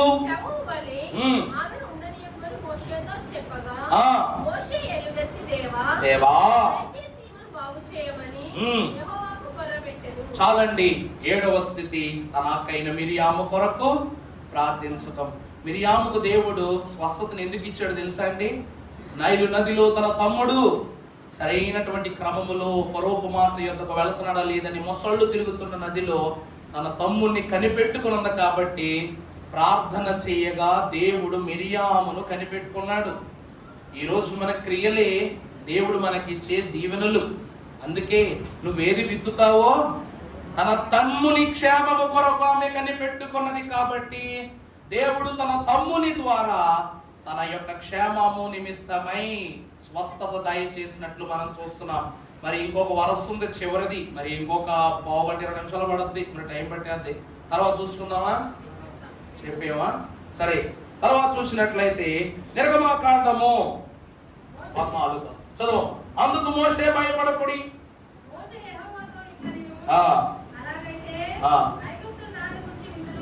అమ్మా 14. అందుకు మోషే భయపడకుడి, యెహోవా మీకు నేడు కల్వజేయు రక్షణను మీరు ఓరక నిరీక్షించుచుండుడి. మీరు నేడు చూచిన ఐగుప్తీయులను ఇక మీదట మరి ఎన్నడూ చూడరు. యెహోవా మీ పక్షమున యుద్ధము చేయును. అందరూ ఒకసారి అక్కడ చూసి చదవండి ఒకసారి గట్టిగా ఆ వచనం. యెహోవా మా పక్షమున యుద్ధము చేయును, మేము ఊరకయే నిలిచి ఉండవలెనని ప్రజలతో చెప్పాను. దేవుడే నీ పక్షమై యుద్ధము చేయగా నీకు విరోధి ఎవడు?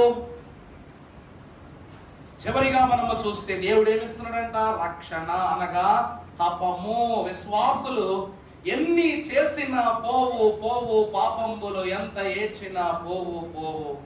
ఎన్నాళ్ళు ఈ పుణ్యక్రియలు ఎన్ని చేసినా పోవు, అన్ని పోవును క్రీస్తు నందు నమ్మిన గాని. ఎర్ర సముద్రం నీళ్లు వాసన ఎలా ఉంటుంది ఎప్పుడేం చూసారా? మనం చెప్పాను కదా, ఒక శవము కుళ్ళిపోతే ఏ వాసన వస్తుందో అంత భయంకరమైన వాసన వస్తాయి ఎర్ర సముద్రం నీళ్లు. దాని పేరుకు తగ్గట్టే భయంకరమైనటువంటి దారిద్ర్యం, శపింపబడిన దారిద్ర్యం అంతా కూడా ఆ సముద్రంలోనే ఉంటుంది. కారణం ఏమిటో తెలుసా అండి? ఐగుప్తీయులు దేవుని ఉగ్రతను పొందుకున్నవారు కాబట్టి దానిని ఆ స్థలములో వారికి సమాధులుగా చేశాడు. జల సమాధి చేసేసాడు దేవుడు. ఆ మాటలోనే ఉంది జల సమాధి అని. సమాధి తెరిచి చూసినా మనకేం వస్తుంది? దుర్వాసనే వస్తుంది. అందువలన లక్షలాది ఐగుప్తీయులను దేవుడు ఏం చేశాడంట? జల సమాధి చేసేసాడు. అందువలన ఆ ప్రాంతము, ఆ చుట్టుపక్కల ఉన్నటువంటి వాసన కూడా భయంకరమైన కుళ్ళు వాసన. అందుకే మరలా ఆ సముద్రపు నీళ్ళను కనీసం తీయడానికి కూడా ఇష్టపడరు. కొంతమంది తెచ్చుకుంటారన్నమాట, ఎలా ఉంటే చూద్దామని. చెప్పాను కదా, పాస్టర్స్ మీటింగ్కి వెళ్తే బాబాయ్ గారు 3 బాటిల్స్ తీసుకొచ్చారు. ఫిన్ బాబాయ్ గారు తెలియక మూతలు వేసి, ఇదిగోండి ఇవి గలిలయ సముద్రం నీళ్లు, ఇవి మధ్యాంతర సముద్రం మెడిటేరియన్ సీ నీళ్లు, 3వది మృత సముద్రం డెడ్ సీ, చివరిది ఎర్ర సముద్రం. 4 బాటిల్ తెస్తే కృపవరమయ్య గారు తెలియక ఒక్కొక్క బాటిల్ మూత కాస్త రుచి చూస్తానంటే గలిలయ సముద్రం నీళ్లు అటు పంచదార ఉప్పు కలిపినట్లుగా ఉన్నాయి అన్నమాట. గలిలయ సముద్రం నీళ్లు చాలా తాగేయచ్చటండి అవి. 2వది మృత సముద్రము నీళ్లు. ఇవి ఎలా ఉంటాయి తెలుసండి? నాలుక మీద పడత కానీ మింగేటప్పుడు కొంచెం ఘాటుదనం తగులుతూ ఉంటది. భయంకరమైన ఉప్పు, భయంకరమైన ఉప్పు. సముద్ర నీళ్ళు ఒప్పుకుంటాయి కానీ గలిలయ సముద్ర నీళ్ళు అట్లా తీపి కూడా కలిసే ఉంటదట. ఎందుకంటే ప్రభువు నడిచిన స్థలం గలిలయ సముద్రం, ప్రభువు గద్దించిన సముద్రం, ప్రభువుకు లోబడిన సముద్రం కాబట్టి అక్కడ అలలు రావు. ఎంత గాలి వచ్చినా సరే అలలు పడవు. అలలు లేని ఏకైక సముద్రం గలిలయ సముద్రమే. ఈ మృత సముద్రము అది ఎలా ఉంటుందంటే నిలువెత్తు పర్వతం అందులో పడిపోయినా అది ఎంత మూర వరకునే దిగుద్ది. పర్వతం అందులో పడిపోయినా ఎంత వరకే దిగుద్ది. ఎందుకంటే ఎంతటి ఒత్తిడినైనా కూడా అది పైకి తోసేస్తుంది అన్నమాట. నేను సముద్రం మధ్యలో దాకా వెళ్ళిపోయినా నేను ఇక్కడ వరకునే ములుగుతాను. ఇంకా అంతకు మించి నీటి లోపల నేను మొలవని. ఎవరైనా అంతే, మన పిల్లలైనా పెద్దోళ్ళైనా కూడా నడుములోతే ములుగుతాం. చివరిది ఎర్ర సముద్రం. ఈ నీళ్లు ఆయన ఒకసారి అలా తాగగానే ఆయన భోజనం కూడా చేయాల, భయంకరమైన వాంతి అయిపోయింది. అప్పుడు అన్నమాట, ఏంటి ఇంత భయంకర వాసన ఏంటని అడిగినప్పుడు చెప్తున్నాం, ఇవి ఐగుప్తీయుల యొక్క శేషాలకు జల సమాధులకు సూచన ఇవ్వబడిన నీళ్లు. ఇవన్నీ మురుకే. దేవుడు ఇప్పటి వరకు జ్ఞాపకం చేసుకుంటున్నాడు వారి దారిద్ర్యాన్ని అని చెప్పారనమాట. ఇంకా ఆయన వాంతులాగా పెద్ద ఆయన కాబట్టి. ప్రభునందు ప్రియబిడ్డలారా, చివరిది రక్షణ, తపము అనగా రక్షణ. ముందుకు వెళదాం, త్వరగా పూర్తి చేయాలి. మరి నిర్గమాకాండం 3:7. మరియు యెహోవా ఇట్లనెను, నీవు ఐగుప్తులో ఉన్న ప్రజల బాధను నిశ్చయముగా చూచితిని. తమను కష్టపెట్టు వారిని బట్టి వారు పెట్టిన మొదలు పెట్టిని. దేని నుండి రక్షణ అనగా మొదటిగా బానిసత్వం నుండి రక్షణ. 400 ఏళ్ళు వారు ఫరోకు బానిసల వల్ల పాపానికి బానిసలైపోయారు. ఈ రోజు వరకు 226 వస్త్రములో ఉన్నాం మనం. ఇప్పటికీ కూడా క్రీస్తు తదుపరి కాలం నుండి మనం ప్రవేశింపబడి నడిపింపబడుతున్న, ఇంకా మనలో పరిపూర్ణమైన ఆయుష్ పోసుకుని పురుడు పోసుకుంటున్న ఏకైక జీవి పాపం. అవుతుందండి. తరాలు గతించిపోతున్నాయి కానీ దాని యొక్క తత్వము మాత్రము గతించిపోవటం లేదు. అందుకే దేవుడు అంటున్నాడు, పాపము బానిసలను చేయును అన్నారు. ఈ బానిసత్వము నుండి వారిని విడిపించడానికి దేవుడు రక్షణ నిమిత్తమై మోషేను పంపించాడు. మొదటి స్థితి. రెండవది పస్కా గొర్రె పిల్ల ద్వారా రక్షణ. చదువమ్మా, నిర్గమకాండం 12:13.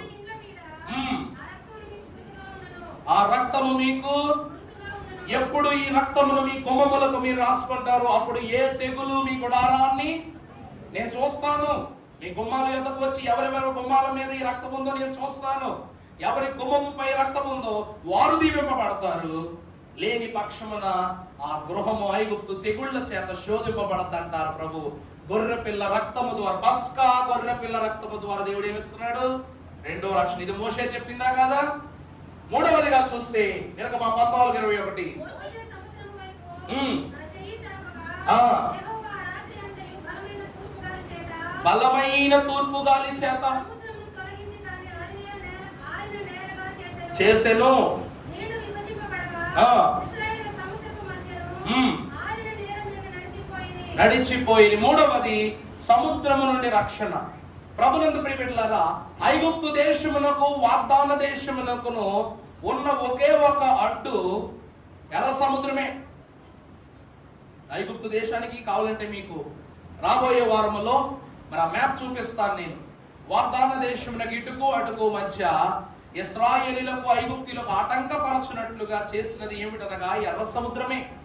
అందుకే దేవదేవుడు ఈనాడు జరిగినటువంటి క్రమము ద్వారా ఎర్ర సముద్రమును రక్షణ ద్వారముగా తెరచి ఇశ్రాయేలీలైనటువంటి వారిని ఆరిన నేల మీద నడిపించుకుని వెళ్ళిపోయాడు. ఈరోజు ఏ సముద్రము వీరికి అడ్డయిందో ఆ సముద్రమే దేవుని ఎదుట సాగిలపడి ఏం చేసిందంట? దేవుని పాదము మోపగా ఎలాగున సర్వము దేవునికి దారిచ్చిందో అలాగునని ఇశ్రాయేలు లక్షలాది ప్రజలు వెళ్ళటానికి దేవుడు దారిచ్చాడు. ప్రభునందు ప్రియబిడ్డలారా, భక్తులూరికి నేను చెప్పలేదండి. విశాలమైన ద్వారము గుండా వెళ్ళేవాడు శోధనలో పడతాడు, ఇరుకు ద్వారం గుండా వెళ్ళేవాడు విశాలమైన స్థలాన్ని సంపాదించుకుంటాడని. ఇశ్రాయేలీయులు ఈ విశాలమైనటువంటి దారి గుండా వెళ్ళి వాగ్దాన దేశంలో ఇద్దరయ్యారు. ఎర్ర సముద్రాన్ని 1,00,000 మంది దాటేశారు, 12 లక్షల మంది దాటేశారు. కానీ వాగ్దాన దేశంలోనికి వెళ్ళింది ఎంతమంది? ఇద్దరు. యెహోషువ ద్వారా ఇద్దరుగా ప్రతి మందిగా సమృద్ధిగా ఉండవలసినటువంటి వీరిద్దరుగా బయలుదేరి యెహోషువ ప్రార్థన పట్టుదల ద్వారా మరలా లక్షలుగా విభజింపబడిపోయారు. అందుకే ఎందుకనగా చివరి బహుమానాన్ని యెహోవాని సేవించటమే ప్రథమ లక్షణముగా యెహోషువ ప్రకటించాడు. కాబట్టి కత్తున్నోడు కర్రన్నోడు గొప్ప కాదు. నేను నీ మీదకు, నువ్వు నా మీద కత్తితోనూ డాలుతోనూ ఈడితే వస్తున్నావు, కానీ నేను దేవుని నామము పేరిట నీ మీదకు వస్తున్నాను అన్నాడు. యెహోషువ వెళ్ళింది దేవుని నామము పేరిట. అందువలనే ఎర్ర సముద్రము రక్షణకు సూచన. ఆ ద్వారము గుండానే వాగ్దాన దేశంలోనికి మొదటి ఎంట్రీ పాస్ దొరికింది వాళ్ళకి. నా తర్వాత క్రమం అంతా మీకు తెలుసు, రెఫీది న్యాతం గురించి. తర్వాత 14:30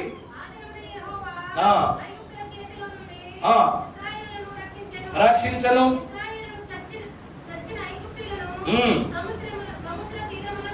చూచిరి. ఐగుప్తీయుల నుండి రక్షణ. ఇశ్రాయేలీయులు ఏం చూశారంటండి?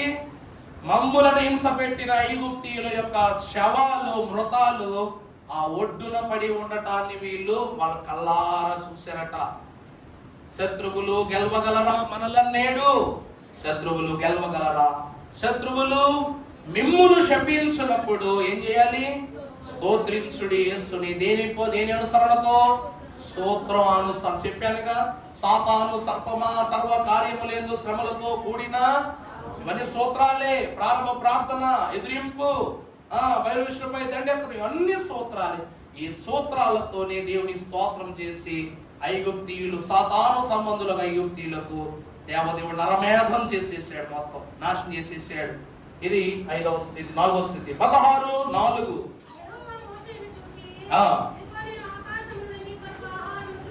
కురిపించదను.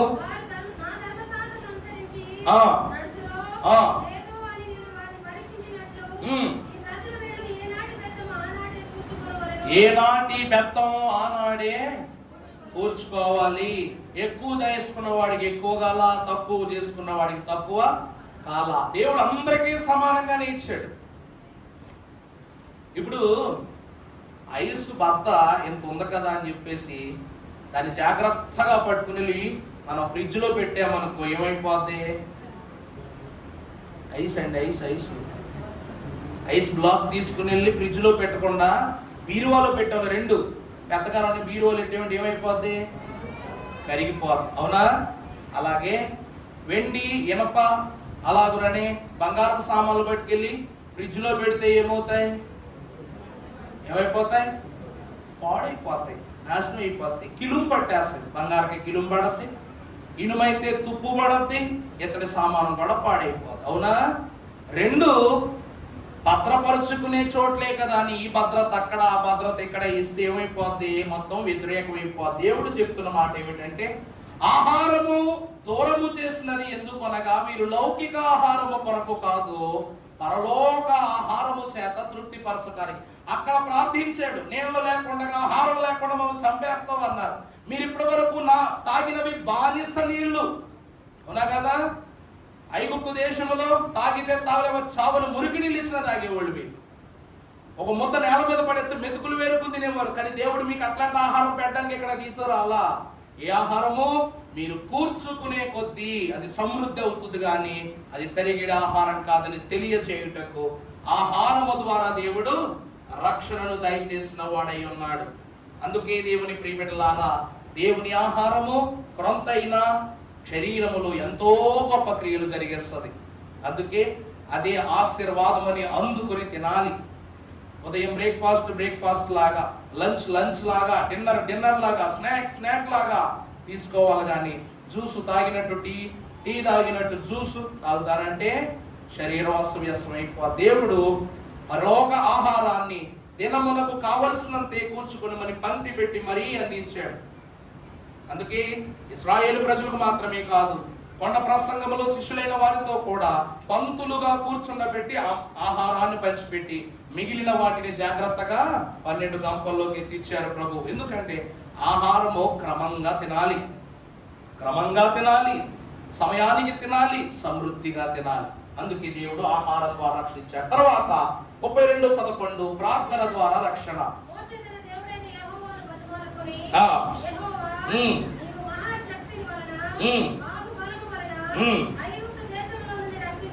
రప్పించిన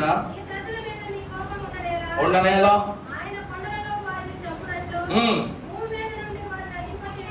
నశింపజేయునట్లు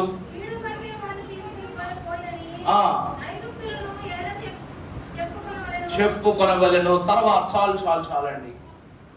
6వ విషయం ఏమిటంటే, దేవుడు ప్రార్థన ద్వారా రక్షిస్తున్నాడు. చెప్పాను కదా, ఏ కష్టమైనా ఏ తెగులైనా నీ ప్రార్థనకు మించి నిలబడగలదా? ఏ మృగమైనా ఏ పురుగైనా నీ ప్రార్థనకు మించి నిలబడగలదా? ఏ కీడైనా ఏ కరువైనా ఏ కష్టమైనా నీ ప్రార్థనకు మించి నిలబడగలదా? ప్రభునందు దేవుని ప్రియబిడ్డలారా, మనము బయటకు మాట్లాడలేకపోయినా కూడా ఈ రోజున లోకమంతటిలోనూ కూడా కరువే ఉంది. లోకమంతా కూడా ఏముందండి? కరువే ఉంది. సరి అయిన ఆహారం లేదు, సరి అయిన పోషణ లేదు, సమృద్ధి లేదు, ఏమీ లేదు. అయినా దేవుడు మనం నిలబెట్టి నడిపిస్తున్నాడంటే దేవుని కటాక్షం వలనే. అందుకే కొంత తిన్నా మనం జీవిస్తున్నాం, అంత తిన్నా జీవిస్తున్నాం. అప్పటికి ఇప్పటికీ లేనిది తేడా కలగనిది ఏమిటంటే దేవుడు మనపై చూపిన కాపుదల మాత్రమే. అది మన మీద లేకుండా కరోనా కాలములో మన బ్రతుకులు రాణించుకున్నామంటే సామాన్యమైన విషయం. 2 సంవత్సరాలు తిండిని 10 సార్లు చూసుకుని తినాల్సిన పరిస్థితి వచ్చినా దేవుడు మనకు ఆ పరిస్థితి దుర్భాగ్యం కలిగించినప్పుడు 3వ వేవ్ కూడా వస్తుందంట.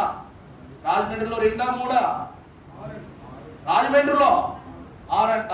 కొనుక్కోండి, బత్తా కొనుక్కోండి, మాస్కులు బత్తా కొనుక్కోండి, మీకే మేలు. మీకు ఒక నమ్మకమైన సత్యం చెప్తాను. ఏంటో తెలుసునండి, దేవుడు సన్నిధిలో నిలిచి ఉన్న మనము, దేవా ఇంకా ఈ లోకములో నిన్ను స్తుతించే కాలం ఇంతే అనుకుంటే నన్ను తీసుకెళ్ళిపో, అక్కడుండి నీతో ఉంటాను నేను. లేదు ఇక్కడ ఉంచుతావా అంటే ఇంకొంతకాలం ప్రార్థన చేసుకుంటా. ఇది పెట్టుకోండి. కరోనా వచ్చిన తర్వాత భక్తి బొత్తిగా పోయింది అందరికి, మనకే కాదండి, లోకమంతా పోయింది భక్తి. ఎందుకంటే చావు చిన్న చూపు అయిపోయింది. చావు ఏమైపోయిందండి? చిన్న చూపు అయిపోయింది. ఎంతకాలం బతుకుతామయ్యేది, ఎవరు బావట్లా ఎవరు ఉంటలా చిన్న చూపు చూస్తున్నాం. కానీ చనిపోయి ఆఖరి క్షణంలో ఉన్నోడికి తెలుసు బ్రతకాలనే ఆరాటం ఎలా ఉంటుంది అన్నది. బతికించడానికి ఆరాటం పడే డాక్టర్ గారికి తెలుసు. వాడి బ్రతుకును బట్టి, వాడి బ్రతుకు ద్వారా కలిగి కుటుంబం యొక్క భవిష్యత్తును బట్టి తిప్పల పడిపోతారు. డాక్టర్ వృద్ధి సామాన్యమైందా? డబ్బు కోసమే, లోకంలో డబ్బు కోసమే అన్నీ జరుగుతాయి అనుకుంటాం, కానీ డబ్బుతో కొనలేనివి ఎన్నో ఉన్నాయి. అందుకే ఈ లోకంలో ఒకడు సమస్తాన్ని సంపాదించి దేవుని యొక్క ఆత్మను కోల్పోయినట్లయితే లాభం ఏముంది? తన కుటుంబాన్ని, తన ప్రేమను కోల్పోతే లాభం ఏముంది? ఇవన్నీ సంపాదించుకుని ఒకడంట బాగా కష్టపడి కడుపు మార్చుకుని నీళ్లు తాగుతూ బ్రతికి తన కోసం ఒక 10 లక్షలు కూడబెట్టుకున్నాడంట. కూడబెట్టుకుంటే సడన్ గా ఒకరోజు జబ్బు పడ్డాడంట. ఎందుకు? ఆహార లోపం కలిగి పేగుకు సమస్య వచ్చి పడిపోయింది. Doctor operation పడద్దన్నాడంట. పడద్దనగానే ఏం చేశాడు? దాచుకున్న డబ్బులు బయటికి తీసాడు. బయటికి తీసి హాస్పిటల్ ఖర్చులకని, ఆపరేషన్ కని అంటూ లక్ష ఖర్చు పెట్టేశాడు. మందులకి, అవసరతలకి, డాక్టర్ ఫీజుకి, ఆపరేషన్ ఫీజుకి, ఇంజక్షన్లకి, సిరంజిలకి, చివరికి బెడ్కి, హాస్పిటల్కి అన్నిటికీ ఖర్చు పెట్టి ఆసుపత్రి దాటి బయటికి రాగానే ఆరోగ్యం వచ్చింది, కానీ మరలా మొదటికి వచ్చేసాడు. ఈనాటికీడు ఆనాటికే చాలు. దేవుడు తినమంటున్నాడు, బ్రతకమంటున్నాడు. కడుపు నిండా తిని పడుకోండి, పని చేసుకోండి, ప్రార్థన చేసుకోండి అంటే దాస్తాం. మనం దాసేది డబ్బు కాదండి, బలహీనతలు. చెప్పానుగా, ప్రభువా నిన్ను కొట్టినప్పుడు మాట్లాడాలా, ఎందుకు మౌనంగా ఉన్నావు? చూసావా, యేసుక్రీస్తు ప్రభు ఆయన విడిపించుకోలేడు, మళ్ళీ విడిపిస్తాడంట. మనం కొడుతుంటే చూడు ఎలా మౌనంగా చూస్తున్నాడు. నేను ఉమ్మి వేశాను, మౌనంగా చూస్తున్నాడు. యేసు నిన్ను కొట్టిన వాడెవడో చెప్పు, అయినా మౌనంగా ఉన్నాడు. ఇప్పుడు ఆయన మౌనంగా ఉంటే ఎదిరించావు. ఏమని? మనం కొట్టిన చచ్చిన పీనుగులా ఉంటాడు, ఆయన మనల్ని ఏం చేస్తాడు, ఆయన మనల్ని ఏం కాపాడుతాడని ఆయన మౌనాన్ని హేళన చేశాం. ఈరోజు అయినా అనారోగ్యం వచ్చింది, మాట్లాడు ప్రభువా, నాతో మాట్లాడు దేవన్నాం. ఇప్పుడు ఆయన మౌనంగా ఉంటే నీకెలా ఉంది?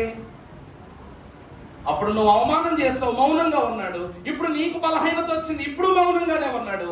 అప్పుడు చులకనైపోయాడు, ఇప్పుడు మాట్లాడకపోతే ఏమైపోతామో తెలియదు మనం. నా కుటుంబం నాయన ముక్కలైపోతుంది, మౌనంగా ఉన్నావు. నా జీవితము బలహీనమైపోయింది, మౌనంగా ఉన్నావు. నా ప్రాణం హరించుకుపోతుంది, మౌనంగా ఉన్నావు. దేవుడు మౌనంగా ఉన్నది నిన్న నేడు నిరంతరం ప్రభు ఒక్కలాగే ఉంటాడు. మనిషే మారిపోతున్నాడు. అప్పుడు అవమానంగా భావించావు, అప్పుడు అవహేళనగా చూసావు ఆయన మౌనాన్ని. ఈరోజు ఆయన మౌనంగా ఉండి నీతో మాట్లాడకపోతే మన బ్రతికి ఏమైపోతుంది? హరించబడుతూ ఉంది. కాబట్టి మౌని అయ్యున్న దేవా నాతో మాట్లాడుము, అందరికీ కనబడు, అందరితో ఆయన మాట్లాడితే మేలు జరుగుద్ది. దొంగతో మాట్లాడాడు, మేలు జరగలా? వ్యభిచరించిన స్త్రీ, రాళ్లతో కొట్టబడి స్త్రీతో మాట్లాడాడు, మేలు జరగలా? లాజరు కొరకు మాట్లాడాడు, మేలు జరగలా? నీ కొరకు కూడా మాట్లాడతాడు దేవుడు, మనకు మేలు చేయును గాక. చివరిగా మనము చూసినట్లయితే ప్రార్థన అనగా దేవుని మాట. ఆ మాట ద్వారా ఇశ్రాయేలుకు రక్షణ వచ్చింది. చివరిగా ద్వితీయోపదేశకాండం 34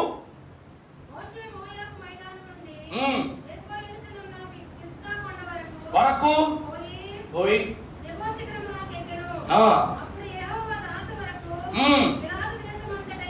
గిలాదు దేశమునంతటయు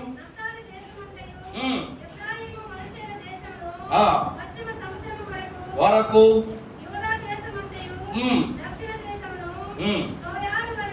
సోయారు వరకు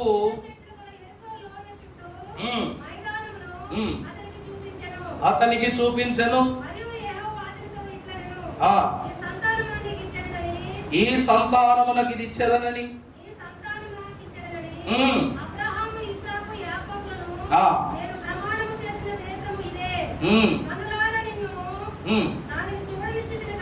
చూడలే. అక్కడ ఒక మాట ఉంది. మొత్తం దేవదేవుడు ఇంత పెద్ద పురాణం చెప్పారు. ఎవరెవరికి ఎంతెంత ఏ మోతాదులో ఇవ్వాలో దేవుడు ఈ క్రమము చొప్పున నువ్వు ఇశ్రాయేలుకు ఈ దేశాన్ని పంచిపెట్టాలని చెప్పిన దేవుడు నోరు తెరిసి మోషేని ఏమని అడుగుతున్నాడు తెలుసా?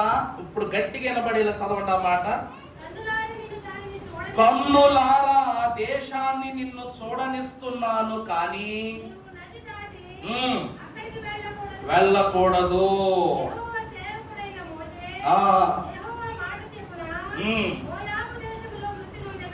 అది మోషే దేవుడు ఎలనివ్వలేదు అంటే దాని అర్థమేంటో తెలుసా? మోషే తన ఇల్లంతటిలోనూ నమ్మకమైన వాడు. అందుకే ఈ నమ్మకస్తుడిని తన ఇంటికి తీసుకుని వెళ్ళడం కోసం మోయాబు దేశములోని దేవదేవుడు మోషే కాలగమనాన్ని పూర్తి చేశాడు. ప్రియులరా, మోషేకు దేవుని ఇంటిలో రక్షణ దొరికింది. ఈ వాగ్దాన దేశములో కాదు, వాగ్దానము చేయబడిన పరమ యెరూషలేములో స్థానాన్ని ఇచ్చాడు దేవుడు.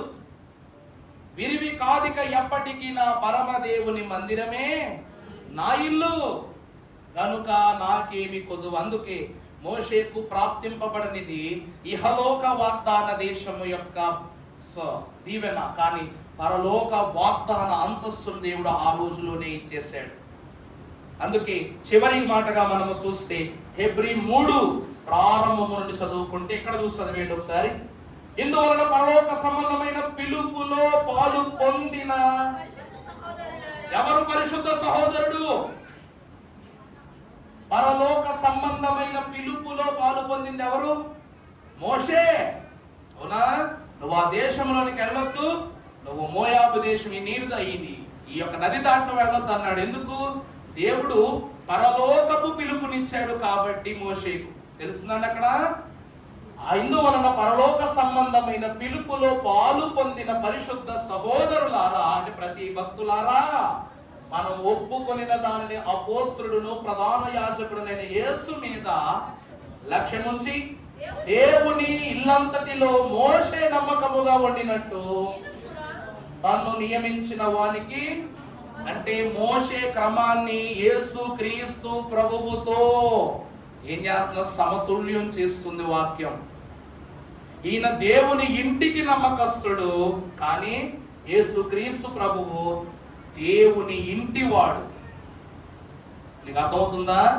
ఇంటిలో నమ్మకస్తుడు మోషే, కానీ ఆ ఇల్లు ఎవరిది? యేసు ప్రభువుదే. ఆయనతో సమతుల్యం చేస్తున్నాడు తండ్రి మాటను బట్టి. ఈరోజు నేను యజమానినండి, నేను నా ఇంటికి యజమానిని. నా ఇంట్లో నమ్మకమైనటువంటి ఒక వ్యక్తి ఉన్నాడు, వాడు నాకు నమ్మకస్తుడు అయి ఉన్నాడంటే మరి నా ఇంటంతటి పైన అధికారం ఉన్నట్లే కదా వాడికి. నమ్మకస్తులకు ఏమిస్తాం? అధికారాన్ని ఇస్తాం. అంటే కుమారుని అంతటి స్థానాన్ని దేవుడు మోషేకు దయచేస్తున్నాడు దేవుని గృహములో. అందుకే అన్నారు, దాసుని గృహములో మొదలు పెట్టిన, ఐగుప్తు దాస గృహములో మొదలు పెట్టిన మోషే జీవితము ధన్య గృహములోనికి చేర్చబడటానికి దేవుడు అవకాశాన్ని ఇచ్చాడు, అధికారాన్ని ఇచ్చాడు. మోషే అలా బ్రతికాడంటే. తర్వాత చదువుకుందాం. ప్రతి ఇల్లును ఎవడైనా ఒకరి చేత కట్టబడును, సమస్తమును కట్టిన వాడు. మీ ప్రతి గృహానికి అధికారి, నిర్వాహకుడు ఎవరంట? ప్రభువే. ఐగుప్తు దేశం నుండి దాస గృహము నుండి రప్పించినది ప్రభువే. ఈ గృహములు అనగా ఈ లోకమును దాసత్వము నుండి నడిపించువాడు ప్రభువే. ఇంటికంటే దానిని కట్టిన వాడు ఎక్కువ ఘనత పొందినట్టు ఈయన మోషే కంటే ఎక్కువ మహిమకు అర్హుడుగా ఎంచబడెను. మోషే అనగా ఇల్లు. ఇక్కడ ఏమని రాయబడిందండి? ఆ మోషేను కట్టింది ఎవరంట? కట్టిన దేవుడు. ఇప్పుడు కట్టినది దేవుడు, మోషే ఇల్లు. ఈ ఇల్లంతటిలో నమ్మకముగా ఉన్నటువంటి మోషే కంటే గొప్పవాడు ఎవరంట? యేసుక్రీస్తు ప్రభువు. మోషే కంటే శ్రేష్ఠుడు, అన్ని మోసముల నుండి విడిపించు, వేషధారులను ద్వేషించు, ఆశతో మ్రోకెదము, సాగిల పాడి మ్రోకెదము. చదువుకుందాం. ముందు చెప్పబో సంగతులకు సాక్షాత్తముగా మోషే పరిచారకుడై ఉండి దేవుని ఇల్లంతటిలో నమ్మకముగా ఉండెను. అయితే నమ్మకస్తునిగా ఉన్న వాని కంటే ఈయన కుమారుడై ఉండి ఆయన ఇంటి మీద నమ్మకముగా, అంటే ఈయన కుమారుడే, అధికారం అంతా తనదే అయి ఉన్నప్పటికీ కూడా ఆ ఇంటి విషయంలో ప్రభు ఎలా ఉన్నారంట? నమ్మకంగా ఉన్నారంట. నమ్మకస్తుడు, నీవు ఇంటివాడు, నువ్వు చేర్చుకున్నవాడు ఇల్లు ఎంత బాగా చూసుకున్నది కాదు, నీ ఇంటిని నువ్వెంత బాగా చూసుకున్నావు అన్నదే లెక్క. తర్వాత నిరీక్షణ వలన ఉత్సాహమును తొదమట్టుకు సిద్ధముగా చేపట్టిన ఎడల మనమే మోషే వంటి వారమే మనము కూడా దేవుని మాటను మీరకుండగా దేవుని యొక్క క్రమాన్ని అధిగమించకుండగా ప్రతి పద్ధతిలోనూ దేవుని చూడటానికి ఇష్టపడితే, చూడండి ఇల్లు ఎలా కట్టాలి సార్ అంటే పునాది వేయాలి. పునాది వేసాక ఆ పునాది బలపడేటట్లు దాన్ని కొంతకాలం తడపాలి, నీరేసి తడపాల. మొక్కలకు మాత్రమే కాదు, నీ గృహానికి కూడా నీరు పెడుతున్నాడు దేవుడు. చూడండి అలా దాన్ని ఏం చేయాలి, పునాదిగా లేపి పునాదులు ఇసుకో మరి తదితరమైన చిప్స్ ఏదో నింపుకొని దాన్ని పదిలంగా ఏం చేయాలి, దృఢం చేసుకోవాలి. మరి కొంతకాలం దాన్ని తడిపిన తరువాత దాని మీదగా కట్టుబడి చేయాలి. కట్టుబడి చేసిన తర్వాత మరి కొంతకాలం దాన్ని తడిపి అప్పుడు స్లాబ్ వేసుకోవాలి. అయిపోయిందా లేదా? అంతా అయిపోయిన తర్వాత ఆ ఇల్లు కట్టబడుద్ది. దానికి తదుపరి అలంకరణ ఎలా అన్నది మనం చూసుకుంటాం. ప్రభు చెప్తుంది అదే. దేవుని సన్నిధిలోనికి వచ్చినప్పుడు ప్రారంభ ప్రార్థన ఎంత ప్రత్యేకముగా ఉంటుందో ముగింపు వరకు అంతే ప్రత్యేకంగా ఉంటేనే ప్రత్యేకింపబడతాం. ముందు కలిగిన ఆశ చివరిలో నిరాశ అయిపోతాం, ముందు లేని ఆశ చివరిలో కలగటం, ఇది ఎలా ఉంటుంది, భావ్యం కాని స్థితి. అందుకే అంటున్నారు, మీరు ఆయన ఇల్లు కాబట్టి ఆయన ప్రేమ చే కట్టబడ్డారు. చివరి మాట అపోస్తుల కార్యములు 4:12.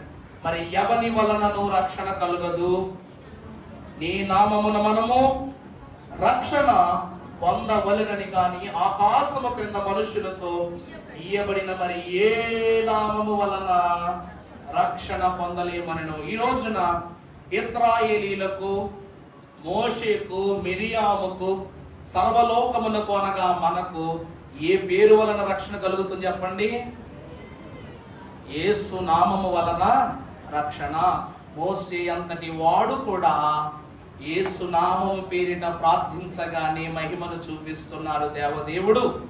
దేవుని ప్రియబిడ్డలారా, నెపమును ప్రార్థనా జపముతో రక్షణను తపములోనికి మార్చుకున్న శ్రేష్ఠుడు కాబట్టి మొత్తం 21 రిఫరెన్స్లు 7 చొప్పున. ఈ 7 విషయాలు కూడా మనకేం తెలియజేస్తున్నాయంటే, నిందలు ఎన్ని కలిగినా వాటిని ప్రార్థనలతో పూర్తి చేసుకోవాలి, తొలగించుకోవాలి. ఈ ప్రార్థనలే రక్షణ అను సాధనాలుగా దేవుడు అనుగ్రహిస్తాడు. అనుగ్రహించిన రీతిగా దేవుడు చెప్పిన ప్రకారము మోషేను పరలోకమును పరమ కానానుకు పిలుచుకున్నాడు, శ్రేష్ఠ స్వాస్యాన్ని ఇచ్చాడు. ఆ రీతిగా త్రిత్వదేవుడు ఈ మోషే ధ్యాన దినములలో నెపములు ఉన్న మనకు ప్రార్థన జపములో ఆయన మాటను వినిపించి తపముతో రక్షణను అనుగ్రహింపజేసి మనలను తపో సంపన్నులుగా చేసి దీవించును గాక. ఆమేన్. పరిశుద్ధుడా తండ్రి, సమయము గతించి ఉండొచ్చు కానీ ప్రతి క్షణము నీలోనే ఉన్నాం, ప్రతి మాటలో నీలోనే ఉన్నాం, ప్రతి పలుకు నీ వైపే చూస్తున్నాం, చూపిస్తున్నాం, నడిపింపబడ్డాం. కాబట్టి తండ్రి, ఉపయోగించిన ప్రతి పదము కూడా నీవు మాకు ఇచ్చిన నోటి వాక్యే కనుక నీ నోటి వాక్కు సమృద్ధి